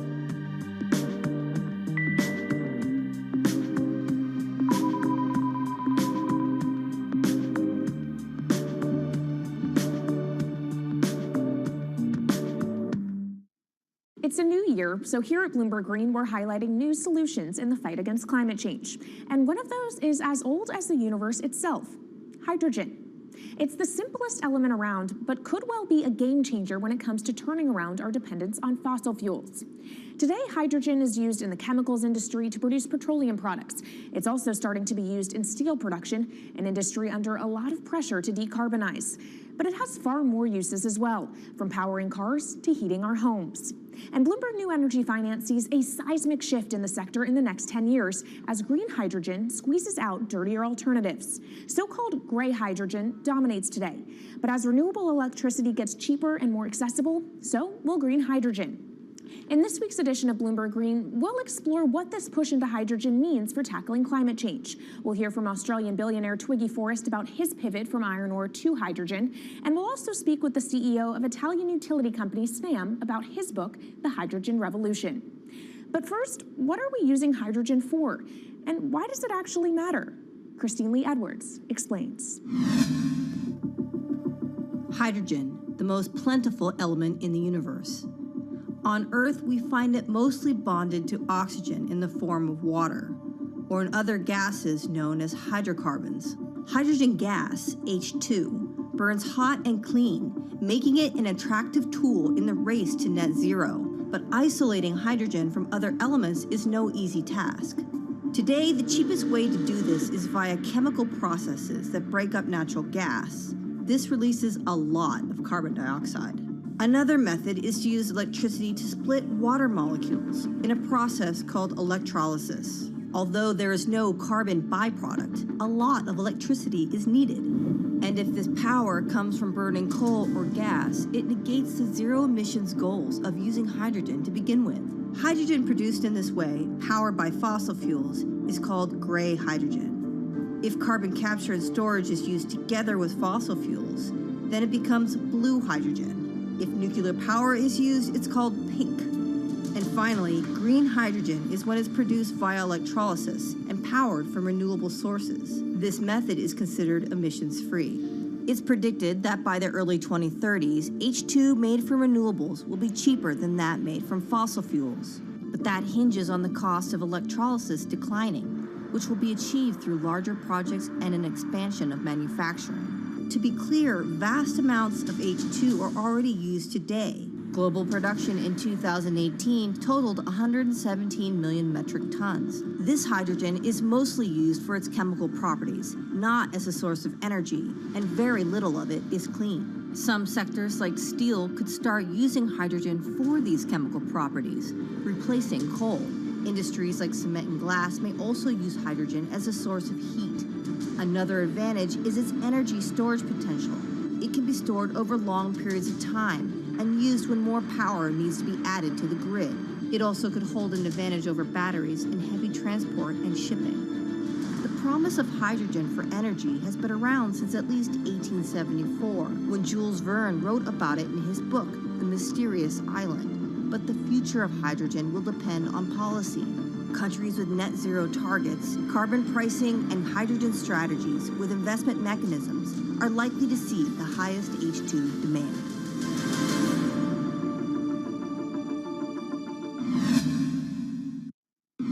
That was Bloomberg's Christine Lee Edwards explaining what hydrogen means for the energy transition. But how are businesses approaching the sector? Well, one of Australia's richest men is making a big play into hydrogen. Andrew Forrest, better known as Twiggy, made his fortune from iron ore, being the chairman, former CEO, and major shareholder in Fortescue Metals, one of the world's biggest miners. But after having made over $10 billion in profit from the metal in the last fiscal year, Twiggy wants to transform Fortescue into a clean energy company. He's been scouring the planet in search of investment opportunities in hydrogen and renewables. The firm plans to allocate up to 10% of its annual profits for green energy investments and is exploring projects across the globe, from Indonesia to Argentina. Francine Lacqua caught up with Twiggy Forrest. There's only one type of clean hydrogen, all the rest is dirty. Yeah. That is green. If you just say green hydrogen is clean, the rest is dirty, then you've actually nailed it. And, you know, anyone else who produces any other rubbish, any other argument, just look them in the eye and say, why is global warming accelerating if anything you're saying is true? And then you'll know, actually, it's greenwashing. Yeah, but there's a lot of greenwashing because I keep on being told it's a transition. We can't just, make the transition at a click of a finger. So what are we doing wrong? What can we do better? I don't remember the personal computer having to transition the typewriter. I really don't remember that. I don't remember the smartphone having to transition the pocket calculator and the old landline. You know, its transition line is complete rubbish. The lie got put to it 2 days ago when JCB, a really loved British company, every right for the country to be part of JCB, and Fortescue, holding a bit of a similar reputation, fantastic track record, everyone's done super well from Fortescue, huge balance sheet, super strong. When those two companies got together and agreed a $7 to $9 billion US agreement per annum, right, then that's a real wake-up call to say, hang on, green hydrogen is obviously commercial now. You know, every other form of fossil fuel hydrogen, you know, it can compete with it on price, it can probably lose on price, but what we know, it is cooking the planet. And only green hydrogen zero methane, zero carbon in the supply chain. Don't worry about the molecules in the supply chain. But at the moment, we're not even phasing out coal, if you look at the G20 communique. So we have a long way to go to talk about only using green hydrogen. Yeah, so look, I have a call, which I'd like to make now, that the world should not fund any more coal-fired power stations, coal mining projects, ever. We should wind them down as quickly as possible because they are cooking the planet just like grey and blue hydrogen is cooking the planet. Yeah. You know, hydrogen, which is not made from renewable electricity, is releasing 10 to 16 times more carbon, let alone the methane, which is worse, than it is hydrogen. So we've just got to stop doing things which are self-harming under the guise of greenwashing. So why are leaders so slow? Even if you look at the appetite for ESG investments, they're growing exponentially, so are emissions. So where are we allocating capital? Okay, so take the recent G20. There's probably a reason why there wasn't strong action coming out of the G20 because people were not aware that major transactions between large companies were taking place now on green hydrogen. That actually this pollution-free all the way through the supply chain fuel is now being transacted at multi-billion-dollar scale. If they'd known that, I don't believe any sovereign leader or any energy minister or climate change minister could not take ultra seriously that green hydrogen is now here to stay. It's broken through. History has been made. It will never go back. Okay, what is the one thing that you would tell leaders today and business leaders? How do we transition faster than what we are now because we're at real risk of missing our targets? Oh, so that's really simple. You stop funding, you stop subsidizing, you stop using money into fossil fuels. It could be carbon sequestration, it could be fuel rebates, could be anything. Hundreds of billions of dollars getting ashed, wildly ashed the planet on fossil fuel subsidies. Because we haven't had that renewable electricity, we haven't had that green hydrogen, we've kind of been pushed down. It's all sorts of excuses. Oh, it'll never be commercial. It'll never be supplied in the quantities we need it. You know, blah, blah, blah. Now we know, let's take action. It's practical. It's implementable. Let's do it now. Okay, if we do it now, is there going to be a shock to the energy system? Is there going to be a shock actually to economically? And is it worth, not talking about transition, just going from A to B? Yeah, it's a fantastic question. A to B is the solution. Let fossil fuels do what fossil fuels do. Just burn their coal, burn their oil, burn the gas. At least they're pumping up carbon and methane into the atmosphere, honestly. Well, not that honest because they don't measure methane, which is 90 times worse than carbon. But at least the carbon is being done honestly. Encourage the green hydrogen sector to come in really fast. Okay, it's there. There's renewable power all over the world. We now know how to make electrolyzers much cheaper, like 25% of the original cost. We know how to do that now. We don't have an excuse to get into it. Does it need to be cheaper than oil and fossil fuel for it to be viable worldwide? Well, right now it is. Okay, so let's just swallow that bit of financial data. Right now it is cheaper, and it's getting more cheap. It's the only fuel you know of which is declining in value. You don't have enough of it, right, to power the world. Yes, that's only because we haven't had policies to support it. If we had policies to support it 5-10 years ago, it would be everywhere. You'd see the global warming budget start to come down. Now, we've got 5 or 10 years to make a huge difference. I need policy leaders all over the world to appreciate now, okay, big business is transacting with green hydrogen in multi-billion-dollar agreements. We now know it's here and it's here to stay. Let's spread it everywhere. Coming up on the program, the hydrogen revolution. We'll speak with the CEO of Italian utility firm Snam about his new book and why he thinks green hydrogen will be competitive in just 5 years. Plus, how are airlines working to become more sustainable? We'll look at how Airbus plans to step up in the climate fight. This is Bloomberg Green.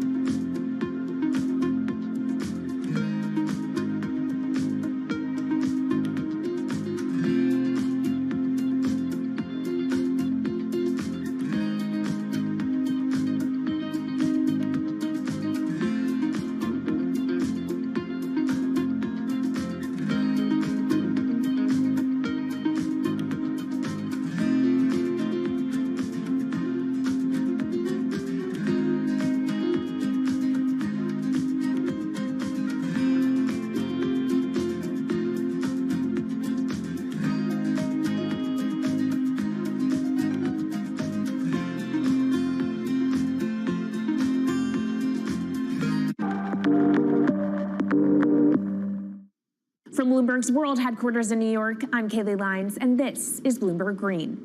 What will the world look like in 2050? Will global temperatures have stabilized, electric vehicles be abundant, and solar and wind power homes around the world?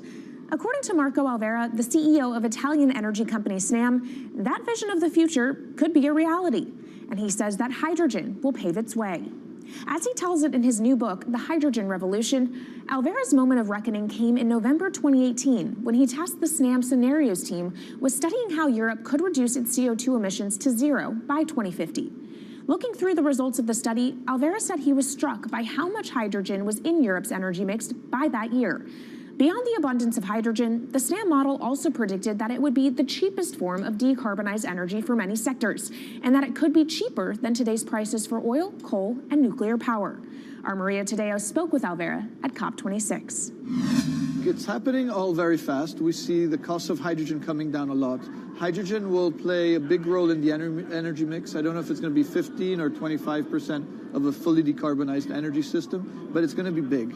Costs are coming down, and people are waking up to the fact that it's the only way to decarbonize certain sectors, the so-called hard-to-abate sectors. And you say it's the only way and the costs are coming down. Where do you see prices moving? Because a lot of the reticence at times has to do with the pricing, that some argue, well, it's still not the cheapest option on the market. So when I was first working in hydrogen in 2004, it was costing $1,000 per megawatt hour. 2010, $600. Today, $100, and we see it going down to $50 in 5 years' time, and to going down to $25 per megawatt hour in the next 10 years or so, which is a quarter of where it is today. That's really because renewable energy, and we're talking green hydrogen here, renewable energy costs are falling, but the cost of making the electrolyzer, which is the kit that you use to convert solar or wind energy and water into hydrogen, the cost of this kit is falling a lot because it doesn't really exist on an industrial scale. So as we build up capacity, we industrialize it, we standardize it, and we squeeze costs out. That's really the cost trajectory. And for that, of course, you need demand, however, for governments and also institutions to kind of buy into this idea that it is the future and we want to invest and create infrastructure. What are they telling you? When you speak to governments, when you speak to officials, are they keen on this? They're very keen. So the Department of Energy shares our view in the States of getting to below $1 a kilo, which is $25 a megawatt hour. The European Union has a hydrogen strategy, which is very clear, and several member states have the same. Chile wants to export a lot of hydrogen. China's big on hydrogen. Australia is very big on hydrogen. Japan is blending already hydrogen. So I would say the world is now really focused on this because it's the only way to store energy for a long period of time economically is to convert it into either a liquid or a gas. And of course, you talk about the price, but the other big component is the volume. You know, how big can you go? Where do you see that on a time scale? So wherever it's sunny or windy, you can produce very cheap hydrogen eventually. And so compared to oil and gas, which are concentrated in few parts of the world, it's going to be very democratic from that point of view. So every sunny place, every desert, every ocean wind can be turned into hydrogen that we can put on ships, in pipes, and really start trading it around the world. So it's going to happen a lot faster than a lot of people think. So, and when you say a lot faster, what is that in time? As I said, $50, which is essentially oil parity within 5 years. And then, depending on how quickly we ramp it up after that, we could get to $25, which is coal parity before the end of the decade. And in big scale. In big scale, because once you get to coal parity, that's the only way we're going to get China and India to stop burning new coal. We have businesses in China and in India, and I see a lot of hydrogen development, a lot of renewable development in both countries. The India announcement was incredibly strong on 2030. Some people were upset about the 2017 net zero deadline, but when it comes to 30, he announced a big commitment to get to 50% renewables. Were you surprised by it? I was surprised that they would make it so explicit, and even the net zero is a big thing for them. And so I think it will happen faster than 2070 because of the falling cost of renewable and hydrogen. India's burning 80 gigawatt of oil, of diesel, to keep the lights on. So there's an immediate opportunity there, and we're very interested in working in that country. And with regards to China, perhaps the fact that we haven't really seen them active, I guess the diplomats are working on this, but we haven't really seen the leadership.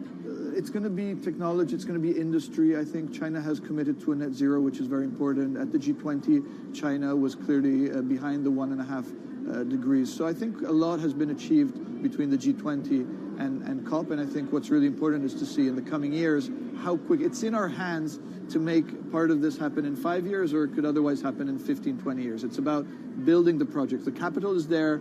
We saw how many trillions of dollars are already committed. What's missing is really the projects, and that's where companies like us step in. Marco Alvera, CEO of SNAM there, speaking with our Maria Tadeo. Let's turn now to the aviation industry. It's a big contributor to global greenhouse gas emissions, and it's under pressure to change that. In October, the International Air Transport Association, a trade body representing airlines, approved a target of achieving net zero emissions by 2050. To achieve that, many airlines in the US and Europe are looking to buy sustainable aviation fuel made from renewable sources like used vegetable oil. Initiatives like these are pushing plane makers to come up with some radical new aircraft that will eventually cater to our growing appetite for travel without hurting the environment. We took a look at how Airbus, the world's #2 aircraft manufacturer, is stepping up to the challenge. How long until we can fly emission-free? Airbus says it's more confident by the day it can be done by its 2035 target.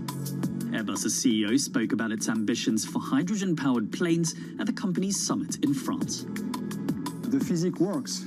Hydrogen technologies are not new. They are used in other sectors. We use them in space on our rockets, and we don't need the laws of physics to change to be able to use hydrogen on our planes. So every day we become more confident, but we think we need to have a plane, we need to have the right fuels, the hydrogen available in the right quantity at the right place at the right time, and we need the regulations to be ready. So we really need the work and the collaboration of many people around the globe to make it happen on time. But it could be a long wait until green passenger jets go mainstream. Larger aircraft with more than 150 seats are not expected to feature globally until about 2050. That means manufacturers and airlines today are under growing pressure to ramp up short-term innovations to cut their carbon. In the long term, meeting the ambitious plans for so-called green hydrogen means building a giant industry almost from scratch. To make that happen, British airline EasyJet is among those saying governments need to get involved and fast. Aviation's emissions over the last 3 decades leading up to the pandemic grew by about 80% to over 1 gigaton, and that's projected to double by 2050. According to Bloomberg NEF, about half of the airlines with the largest global market share have set net zero targets by that same date, nearly 3 decades away. Coming up, from blue sky projects to the bottom line. We'll speak with our Bloomberg NEF expert Meredith Annex and dig into their models about how hydrogen fits into the future energy mix. This is Bloomberg Green.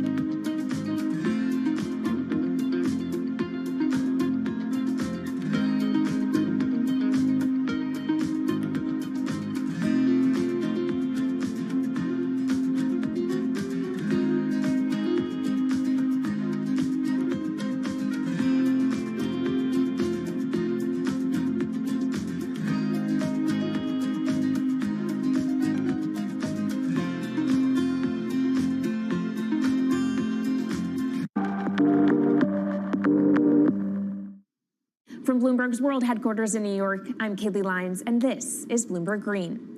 Now let's bring in Meredith Annex, our Bloomberg NEF hydrogen specialist, to talk more about how hydrogen could change the energy landscape. So Meredith, what place do you think hydrogen is likely to have in the future energy mix globally? Hydrogen's this incredible solution for us as we look to decarbonize because it's a perfect solution in areas that are hard to electrify. So where we like to think about hydrogen playing a role, it's in things like heavy industry, especially where you need a feedstock as well as energy source, and in things like dispatchable power, long-haul transport, maybe even shipping and aviation. That sounds great that it can be used for such diverse industries. At the end of the day, though, how much is this going to cost? Well, that's the amazing thing about hydrogen, because depending on how you make it, it can actually see significant cost declines in the future. So when we're talking about clean hydrogen, we usually mean green hydrogen produced from renewable electricity. And in that case, your hydrogen is almost as cheap as the renewables that are used to make it. So if you're in a place with really good renewable resources, you'll be able to have cheaper hydrogen. But even in places with less good resources, we think that hydrogen can be cheaper than $1 per kilogram, which is the price of unabated hydrogen today, and around $8 per million BTUs for those who prefer to think in energy units. And that can be achieved anywhere in the world by 2050, we believe. All right, so let's talk about kind of the pros and cons list. I don't know where cost fits into that, but what are the advantages to hydrogen over other renewables, and then what are the drawbacks? Yeah, main advantage is the fact that hydrogen can serve roles that electrons struggle with. And that's things like seasonal storage, for instance, or just anything where you need storability, where electrons are harder to store, hydrogen is going to be easier. That also leads to a downside, though, because hydrogen is less energy dense than the usual things that we use for storable energy today, like coal or oil or natural gas. So you will need more volume of storage to handle the same amount of energy. Let's talk about the viability as well and how it may differ in different geographies. What is your view on that? Yeah, so for green hydrogen, again, from renewable electricity, really places with the best renewable resources, things like Latin America or the Middle East, even Southern Europe, have really, really good potential for producing hydrogen. And then when you're looking at blue hydrogen, which is produced from natural gas or coal with carbon capture and storage, we do see that becoming more expensive than green hydrogen in the future, especially as renewable electricity costs come down. But that can be a viable option in places like the US Gulf Coast or Russia, where you've got good geological storage for the carbon, as well as ample natural gas that's quite cheap. All right, great breakdown. Thank you so much to our Meredith Annex, our Bloomberg NEF hydrogen specialist. And of course, you can get more from the Bloomberg NEF team on the terminal and online. And they've recently done a podcast called Hydrogen 101 as part of its Switched On series. So from iron ore titans pivoting to cleaner energy to talk of a hydrogen revolution, that's it from this week's edition of Bloomberg Green. We'll be back next week with a deep dive into the state of electric vehicles. And you can keep the conversation going by following us on YouTube, Instagram, and Twitter @Climate. I'm Kaylee Lyons from Bloomberg's World Headquarters in New York, and this is Bloomberg Green.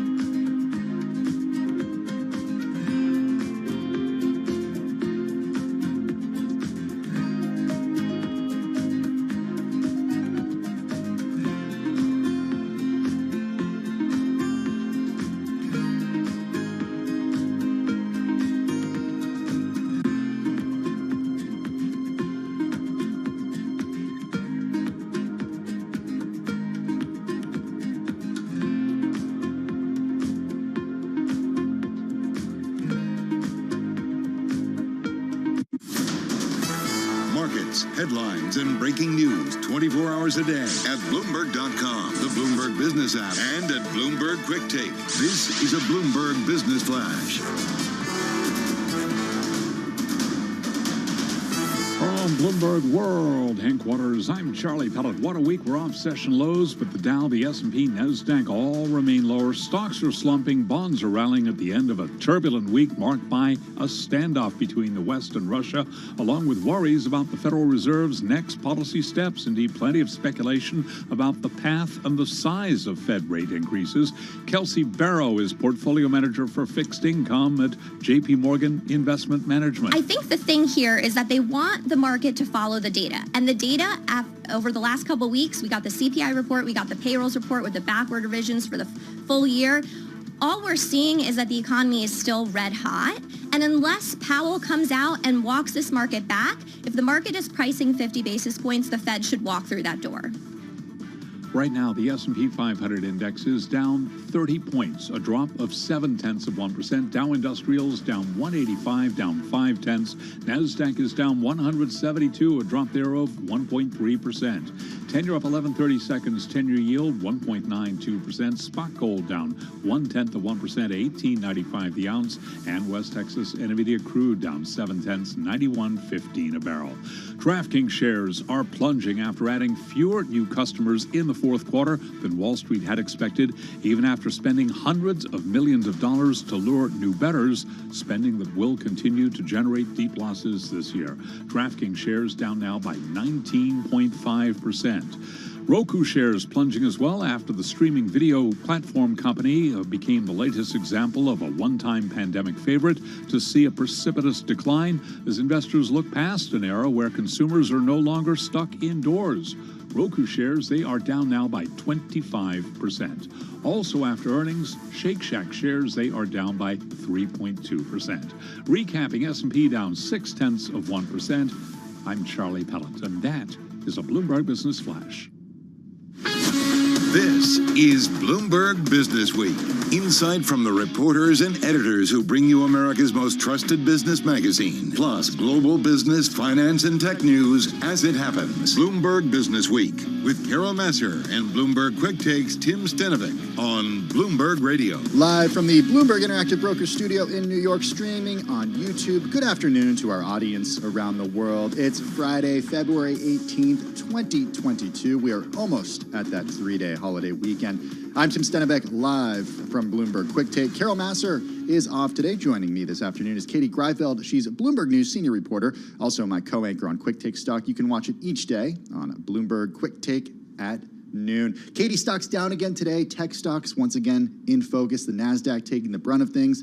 NASDAQ 100 now down about 15% from its November highs. We're going to have more on that with Vince Signorella in just a minute. Also coming up, the latest on COVID, what we're learning about when it comes to the Omicron subvariant, and then a Bloomberg exclusive about Ford's EV future. We're also going to hear from DraftKings CEO Jason Robbins on the stock's worst day since March of 2020. And in the magazine, a Goldman alum behind The Big Short who's winning big as rents around the country soar. And as we get to this holiday weekend, we're going to end with a conversation with an alum of McKinsey and Microsoft who now works to help humans live and work with more connection, meaning, and joy. First up, though, it's the Market Drivers Report. And with us now is Vince Signorella, global macro strategist. He joins us now from White Plains. Vince, help us make sense of what's going on here. Is the tension that we've seen in the markets this week, today, is it because of geopolitical concerns, or is this about interest rates? I think today we're mostly on geopolitical concerns. Things ratcheted up a little bit today. There was a car bomb that went off in the Donbass region that, when it was originally reported, made the market feel that some sort of incursion had gone on. It turned out, obviously, just to be a car bomb. No one was injured. There was nobody in the car. It was near a government building. But markets took a deep dive on that, and if you could just feel, as one trader said to me today, things are particularly jumpy, even more so than usual. I mean, it's felt like a jumpy week in general. But so what's interesting to me is that if you look at, what's expected out of the Fed, you have seen a lot of rate hike bets get pared back for March in particular. I think at one point last week, there were 45 basis points priced in for March. Now we're down to 31 basis points. I mean, how do you think all of this is factoring into how traders are pricing the Fed and what the Fed might actually be thinking here? I think, just to take the last part of that first, I think the Fed is going to be thinking 25 basis points. In just my opinion, of course. I think a move to 50 basis points in doing at least what the market initially wanted them to do would show a little bit of a sign of weakness, a little bit of, you basically have the Fed then admitting that they're behind the curve. I don't think the risk markets would take that very well in general, not from a standpoint of just an extra 25 basis points, but from the standpoint of the Fed it would feel like the Fed was panicking and people would think a lot more and more aggressive rate hikes would coming down the road. The market had, as you mentioned, that's a good point for people to understand that the pricing is coming down because the market, I think, is just getting a bit more realistic that it's going to be a 25 basis points. You had Williams, Evans, both doves, but on the tape today, walking back a potential 50 basis points. And I think that's more in line of now what is expected. If we do get 50 by March, it's going to be a really big surprise. I think it would definitely catch the street off guard. Hey, Vince, you're a macro strategist, but we're also seeing a lot of moves in individual stocks today that are pretty outsized. DraftKings, for example, down 20%, Roku down 25%. What are we learning about the macro environment as some of these formerly high-flying tech companies come back down to earth? Well, I was actually listening to Charlie just before talking about Roku, and the real story about one of those stocks like Roku, unfortunately, it's become the darling of the short selling community today. And call it whatever you want, but whenever Kathy Wood goes on CNBC and talks up the stock, the next day the day traders go after it, and she was up talking up Roku yesterday. And you can almost bet that it's going to happen, and the next day they take it down 25%. So, I'm not a great single stock trader, so no one should listen to a word I'm saying about this. But it sure looks like an opportunity rather than a panic at these levels. I mean, of course, Roku is the third biggest holding in the ARK Innovation ETF. That's Kathy Wood's biggest fund. That fund down almost 5% today. So just a rough day 52 overall. 52-week lows for that. 52-week lows. I know you love watching that in particular. But Vince, I mean, sticking with earnings, I mean, it's been interesting for plenty of quarters consecutively. It seems like consumers, broad brush, were very happy to absorb some of the price costs that, well, not very happy because consumer sentiment is super low, but they were willing to absorb those costs. Feels like maybe we're starting to see a little bit of pushback here. Curious if that's your read as well. Yeah, no, definitely. I totally agree, especially if anyone has been to a gas station or a supermarket lately. I think people are definitely changing their spending habits. It's an economic theory that basically says people spend the same amount of money, but instead of buying steak, buy chicken, although I don't think that's helping them anymore either. I think what you're beginning to see is, inflation, even as the Bureau of Labor Statistics is saying, 5.7% cost adjustment this year. I don't think we're seeing people get 5.7% increases in their pay package. So when your take-home wages don't keep up with inflation, you definitely see consumers pushing back a little. They can't buy as much. They have to buy less, and that definitely affects sales. And I think we'll see that going forward. Hey, Vince, as we turn the corner on earnings season here, help us understand, just in the last 30 seconds that we have with you, the next thing that you're keeping an eye on that could be a catalyst for markets. I'd say, honestly, the biggest thing going forward is people need to look at, obviously, the CPI data, but also what comes out with that is real average earnings. And the real earnings for consumers as adjusted for inflation, it's been falling for about 9 months now. That definitely needs to turn for earnings to stay steady and, if not, more positive, and to keep risk assets elevated. All right. Vince Signorella, global macro strategist, joining us as he does on Fridays from White Plains, New York. We're going to have much more on markets throughout the program today. First, though, let's get a check of the latest world and national news. Standing by is Nancy Lyons in Washington, D.C. Hey there, Nance. Hey, Tim. Secretary of State Antony Blinken says partnership is needed to manage the situation concerning the Russian military presence near Ukraine. U.S. officials now estimate as many as 190,000 Russian troops are massed along the border. During a security conference today in Munich, Blinken expressed concerns about reports of shelling in eastern Ukraine, which may mean Russia is not serious about diplomacy.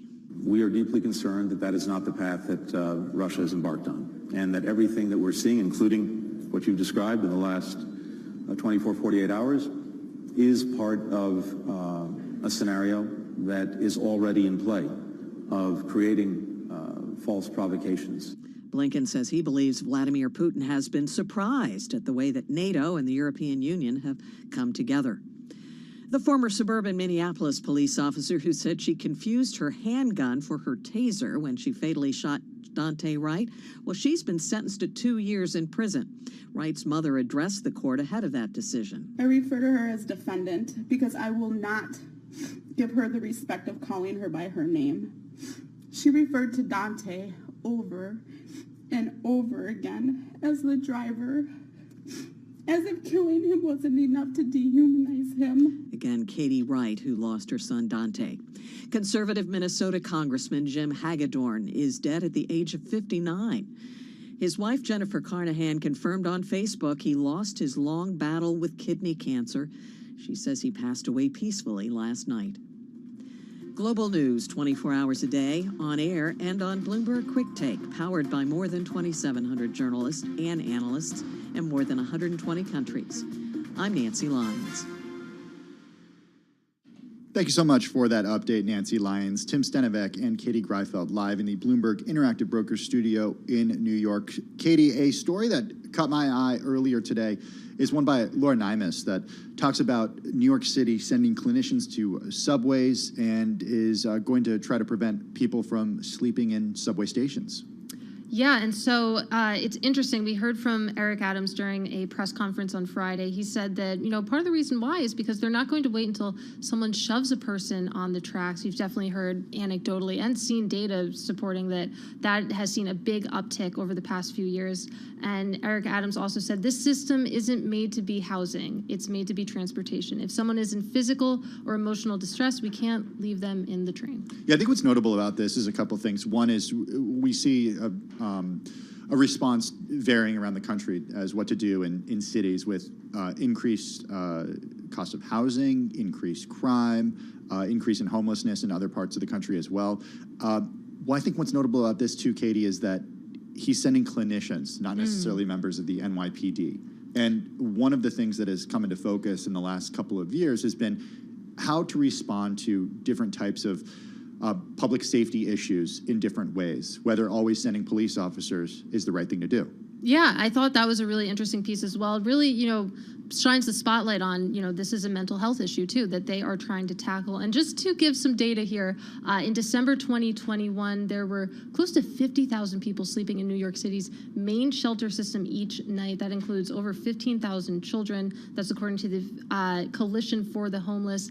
That's actually down from roughly 63,000 people in December 2019. Yeah, right before the pandemic hit, though, homelessness reached the highest levels since the Great Depression of the 1930s. That's according to the coalition. Mayor Adams said that he wanted a response to the rise in homelessness that was both, quote, humane and clear. He said, quote, our subway system and our bus system are the lifeblood of our city. If we don't get them right, our city won't continue to recover from COVID. Much more coming up on the other side. This is Bloomberg Radio, and this is Bloomberg.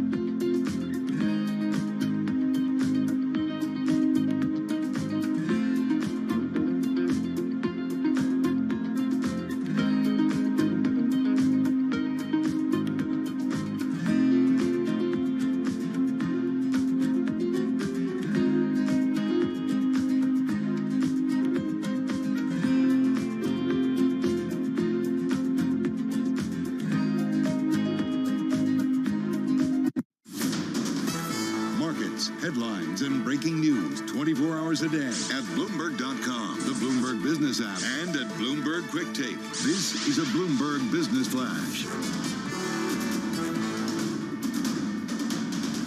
From Bloomberg World Headquarters, I'm Charlie Pelletoff. Session lows, still a down day, on track for a losing week. Stocks lower, bonds rallying at the end of a turbulent week marked by a standoff between the West and Russia, as well as worries about the Fed's next policy steps. Traders also taking risk off the table ahead of a three-day weekend. Right now, the S&P is down 23, but to be sure, we are off session lows, down now by 0.5%. The Dow down 125, a drop of 0.4%. NASDAQ down 147, a drop there of 1.1%. 10 years up 11/30 seconds, 10-year yield 1.92%. Spot gold lower a little change, down 0.1%, down $2.50 the ounce at $18.96.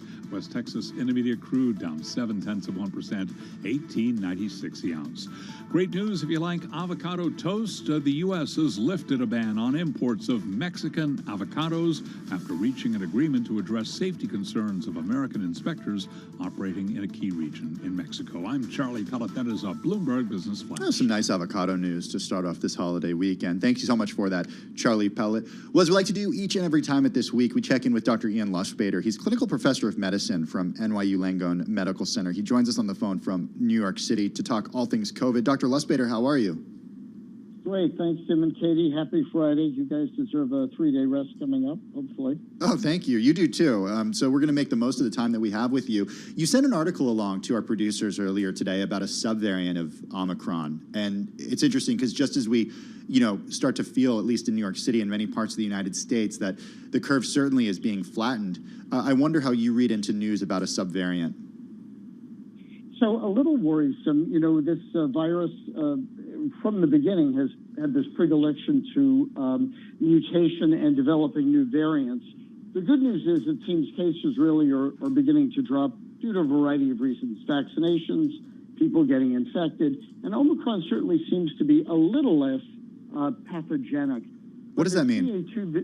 Pathogenic meaning causing less severe disease. So it's certainly highly infectious, highly contagious. The R naught value, in other words, how many people it infects, is very high. And again, we've talked about this, but we think the reason for that is that people spread it when they're very asymptomatic. In other words, people, by the time they have a runny nose or cough, have already been infected with it for 5 or 6 days, and they've been spreading it to other people before they begin to have symptoms. So it's very tough to get a handle on that when it spreads so rapidly. Fortunately, it does seem the severity of illness is less, more upper respiratory. We've talked about that runny nose, cough, sore throat, hoarse voice is very classic. And so we are seeing fewer cases, fewer hospitalizations. This BA2 variant is another mutation, kind of son of Omicron, even though I must say I said I thought Omicron was the final variant. I was wrong on that and should have known better. This BA2 variant does seem to be, significant. How big a deal that will be is yet to be seen, because we do think the antibodies to Omicron will be protective. But it is a new subvariant. It does seem to be a little more aggressive.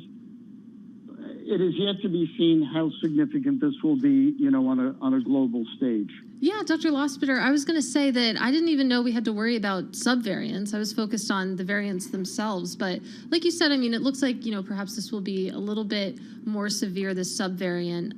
What does it mean that, this is perhaps starting to spread, or at least enter the conversation at the same time where you're seeing mask mandates lift across, a lot of the U.S.? Right. I think, unfortunately, we have a new subvariant. At the same time, people are experiencing COVID fatigue. And from what you see in Canada, the truckers and so forth, I think people have really sort of had it with government control, mask mandates, lockdowns, which have been shown not to be that effective, and vaccine mandates. We should have along the way been really focused more on antivirals and treatments. All of this was hard to anticipate, but it does raise the potential risk of some other pockets in areas that either are not vaccinated or areas that have not had a lot of infections. if BA2 gets in there, we could see a spike in some pockets in the country. I don't think it's going to be really a national issue, but there may be pockets of people that are susceptible. Okay, well, speaking of national issues, one of those right now is whether or not kids in schools should be masked. Dr. Lustbader, you look at the data all the time. Help us understand cost-benefit analysis here, and what's your opinion? Should kids in schools be masked for the remainder of the year? Tim, the point you raised is exactly right. Cost-benefit or risk-benefit, we like to say. We do know there's a lot of positive development that's important by face-to-face recognition for kids. Personally, I think since we know kids generally have a less severe disease, and unless there's an elderly parent or people who are infirm, my feeling is kids should be unmasked. They should interact in a more normal fashion at this stage in the pandemic. I think it's of limited value. And Doctor, I know it's so hard to look into the future. So much is unknown, but I mean, even with this talk of these subvariants and what could happen with those, do you see that as significantly knocking us off course to the path to normal? Where do you see the country in 6 months? I think in the next few months it will be much more normal, and I think the economy and stock market will bounce back, and I think people will be relieved and return more to normal. Come the fall, I think it's unclear. Unless we completely eradicate, Omicron, if it continues to mutate, we may have another rise of coronavirus in the fall. And we'll have to figure it out. I think if we come up with an Omicron vaccine, that would maybe make more sense. To continue to give people the alpha shot for, say, the BA2 variant, I think we need more data on that. It's probably helpful, but not really as effective. I'm hoping it's a good fall after the summer, but we really don't know at this time. Okay, we have 30 seconds left with you, and that's it. What's the sign for you, Dr. Lustbader, that this moves from pandemic to endemic? Well, I think we're moving in that direction, and I think this will be Omicron, and COVID-19 will be like the other coronaviruses that cause cough and URIs, upper respiratory infections. We get influenza, we get coronaviruses, rhinoviruses. I think it will be one of the many, and I think we will live with it. I really do. All right. Dr. Ian Lustbader, clinical professor of medicine at NYU Langone Medical Center. He joins us each and every Friday on the phone from New York City. Dr. Lustbader, have a wonderful 3-day weekend. In just a few minutes, we are talking a Bloomberg exclusive about Ford and electric vehicles. You're listening to Bloomberg Radio. This is Bloomberg.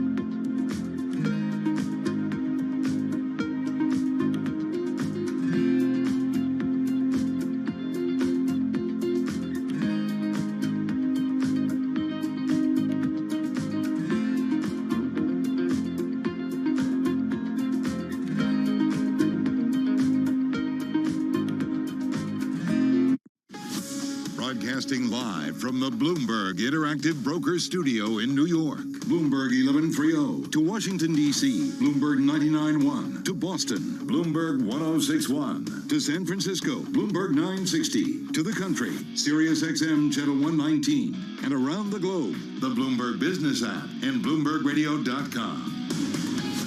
This is Bloomberg Business Week. It's Bloomberg Business Week. Tim Stenevec and Katie Greifeld live in the Bloomberg Interactive Broker Studio in New York City. Katie, a little earlier in the day, a great scoop from our team, including Ed Ludlow, David Welch, and Keith Naughton, about Ford CEO considering ways to run the EV business separately. We're going to be catching up with Ed Ludlow himself in just a couple of minutes. He's joining us from San Francisco. First, though, a check of the market as we get ahead of this three-day weekend. Charlie, how's it looking? We are well off session lows, and you got to keep it locked into Bloomberg Radio right through the closing bell, and of course for updates over the weekend about the Ukraine situation. But fast-moving markets here. We've got the S&P down now by 4 points, a drop right now of 0.1%.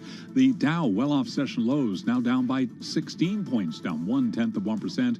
NASDAQ down 65, a drop there of 0.5%. All of this very interesting because the recovery coming ahead of a long holiday weekend. Stocks dropping, bonds rallying at the end of a week that has been marked by a standoff between the West and Russia, as well as worries about the Federal Reserve's next policy steps. Again, 10-year yield 1.92%. Gold down 0.1%, down $1.62 a barrel, down the ounce. 18.96 the ounce to be clear on gold. And we've got West Texas Intermediate crude oil. They're sold by the barrel down 0.7, 91.12 for a barrel of WTI. California's Governor Gavin Newsom has announced the first shift by a state to endemic approach to COVID. He's calling for vigilance over mandates. Dr. Andrew Pekosh is a professor of molecular microbiology and immunology at the Johns Hopkins Bloomberg School of Public Health. He told us this morning he does continue to advocate caution. We want to have the sense that the entire U.S. can be released from some of these public health interventions at the same time. But, you know, Omicron surges have started at different times and are at different stages in different states and cities. So it's important to look at the numbers in a local level and then to not let our foot off the gas too early for risk of a resurgence.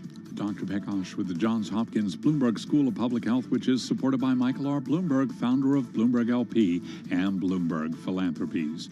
Checking some of the vaccine stocks that we follow on a regular basis. Pfizer down 0.5%. Its German partner BioNTech, its ADRs up 0.4%. AstraZeneca's ADRs down 1.6%.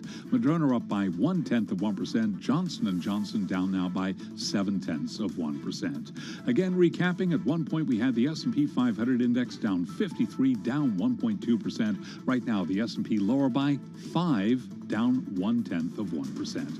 I'm Charlie Pellet. That is a Bloomberg Business Flash. Yeah, really off those session lows. Thanks for that update, Charlie Pellet.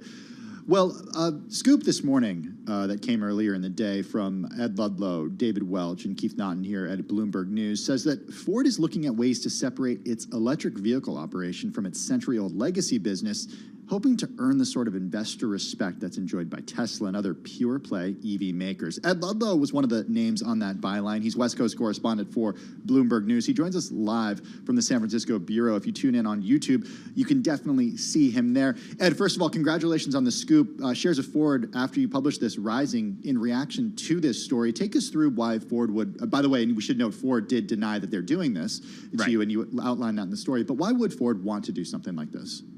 Yeah, I think you have to remember that the end goal Ford has, which is to produce electric vehicles, is very different from where it is right now. Pretty much all of Ford's profit comes from the F-150 pickup. And it's about managing a transition. And, you know, the name Tesla obviously comes up quite a lot, and we've already reported that Jim Farley kind of really admires Tesla, how the business is run, what they've achieved. But Ford does not have the luxury of starting from scratch like Tesla did. It has to manage the transition away from its legacy business, which is so profitable, but has a limited life, right? Because we know that one day there won't be combustion engine cars. So all of the options that sources tell us are on the table are about managing that. And Ed, I want to hear about the Ford family here, because they still largely control this company. And you note in your article, this could be a tough sell to that family in particular. Yeah, so there are lots of options, right? And sources tell us that, spinning off or IPOing for value, the EV business as a standalone is an option, or the combustion engine business, or even just restructuring.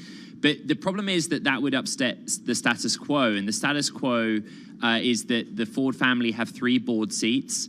They get most of their income from dividend payments. And in a spin-off scenario, you'd raise questions about ownership. How would that change? The family have a special class of stock. They have specific voting power. Would that change with any of the options that are on the table? And what sources tell us is that this is a barrier right now, that Jim Farley is looking at all of the options available to him and knows that whatever he goes to the family with and presents to them, they're going to have to get on board to make it happen. Ultimately, though, Ed, where does Ford end up 10 years from now in terms of EV versus internal combustion engines? What does it look like in terms of its timeline? So Ford's been a little more disciplined, should I say, compared to, say, a GM in the proportion of their sales that they think will be fully electrified. So it's around 50% battery electric by 2030. You have to remember that a big chunk of Ford's business is commercial vehicles. And Jim Farley told our own Emily Chang just a couple of weeks ago that he doesn't see a world where these commercial vehicle owners electrify as quickly as your everyday consumer. So that's the problem with the transition. On the other hand, the demand for the electric F-150, the F-150 Lightning, has just been so intense that they've had to up their production plans. And same with the Mustang Mach-E, so that it's about moving quicker. And tied to that is about how do you raise money at a lower cost of capital and efficiently. And that's where raising money specifically towards the EV business, whether it's private or otherwise, is an idea that sources tell us is on the table, because you would guarantee that future at potentially a faster rate. And so, Ed, just to rewind a little bit, so I want to make sure for my own edification that we're talking about an internal reorganization, correct? We're not talking about spinning off any parts of the business into their own separate companies. Well, we're talking about all of the above, and that is what sources are telling us, that these are genuine options that are being discussed and worked on internally among Ford's management team, around Ford personnel. The net result, the end result, is that you have an EV business that can stand on its own feet and a business for the combustion engines that continues to be profitable. Think about Ford Credit, for example, Ford's financing and lending arm. That has its own legal structure, and it pays a cash dividend to the parent company, and that's how they take the profit from Ford Credit and give it to the business. I'm not saying that's what we're told will happen in this case, but you can see it happening. Equally, you could also see them just acting as 2 separate companies under the same umbrella and just having a wall between them. But as we report, Jim Farley has all of these options before him, and which one goes ahead isn't clear. They have denied that a spin-off is going to happen in either the EV business or the combustion engine business, but sources tell us they're at least looking at it. Ed, we only have 10 seconds. When are we going to see these F-150 Lightnings just all over the place? Yeah, soon, this year. And Ford has got a good track record on ramps, so you'll see them on roads this year, I'm sure. You see that Super Bowl ad? Say that again? Did you see the Super Bowl ad?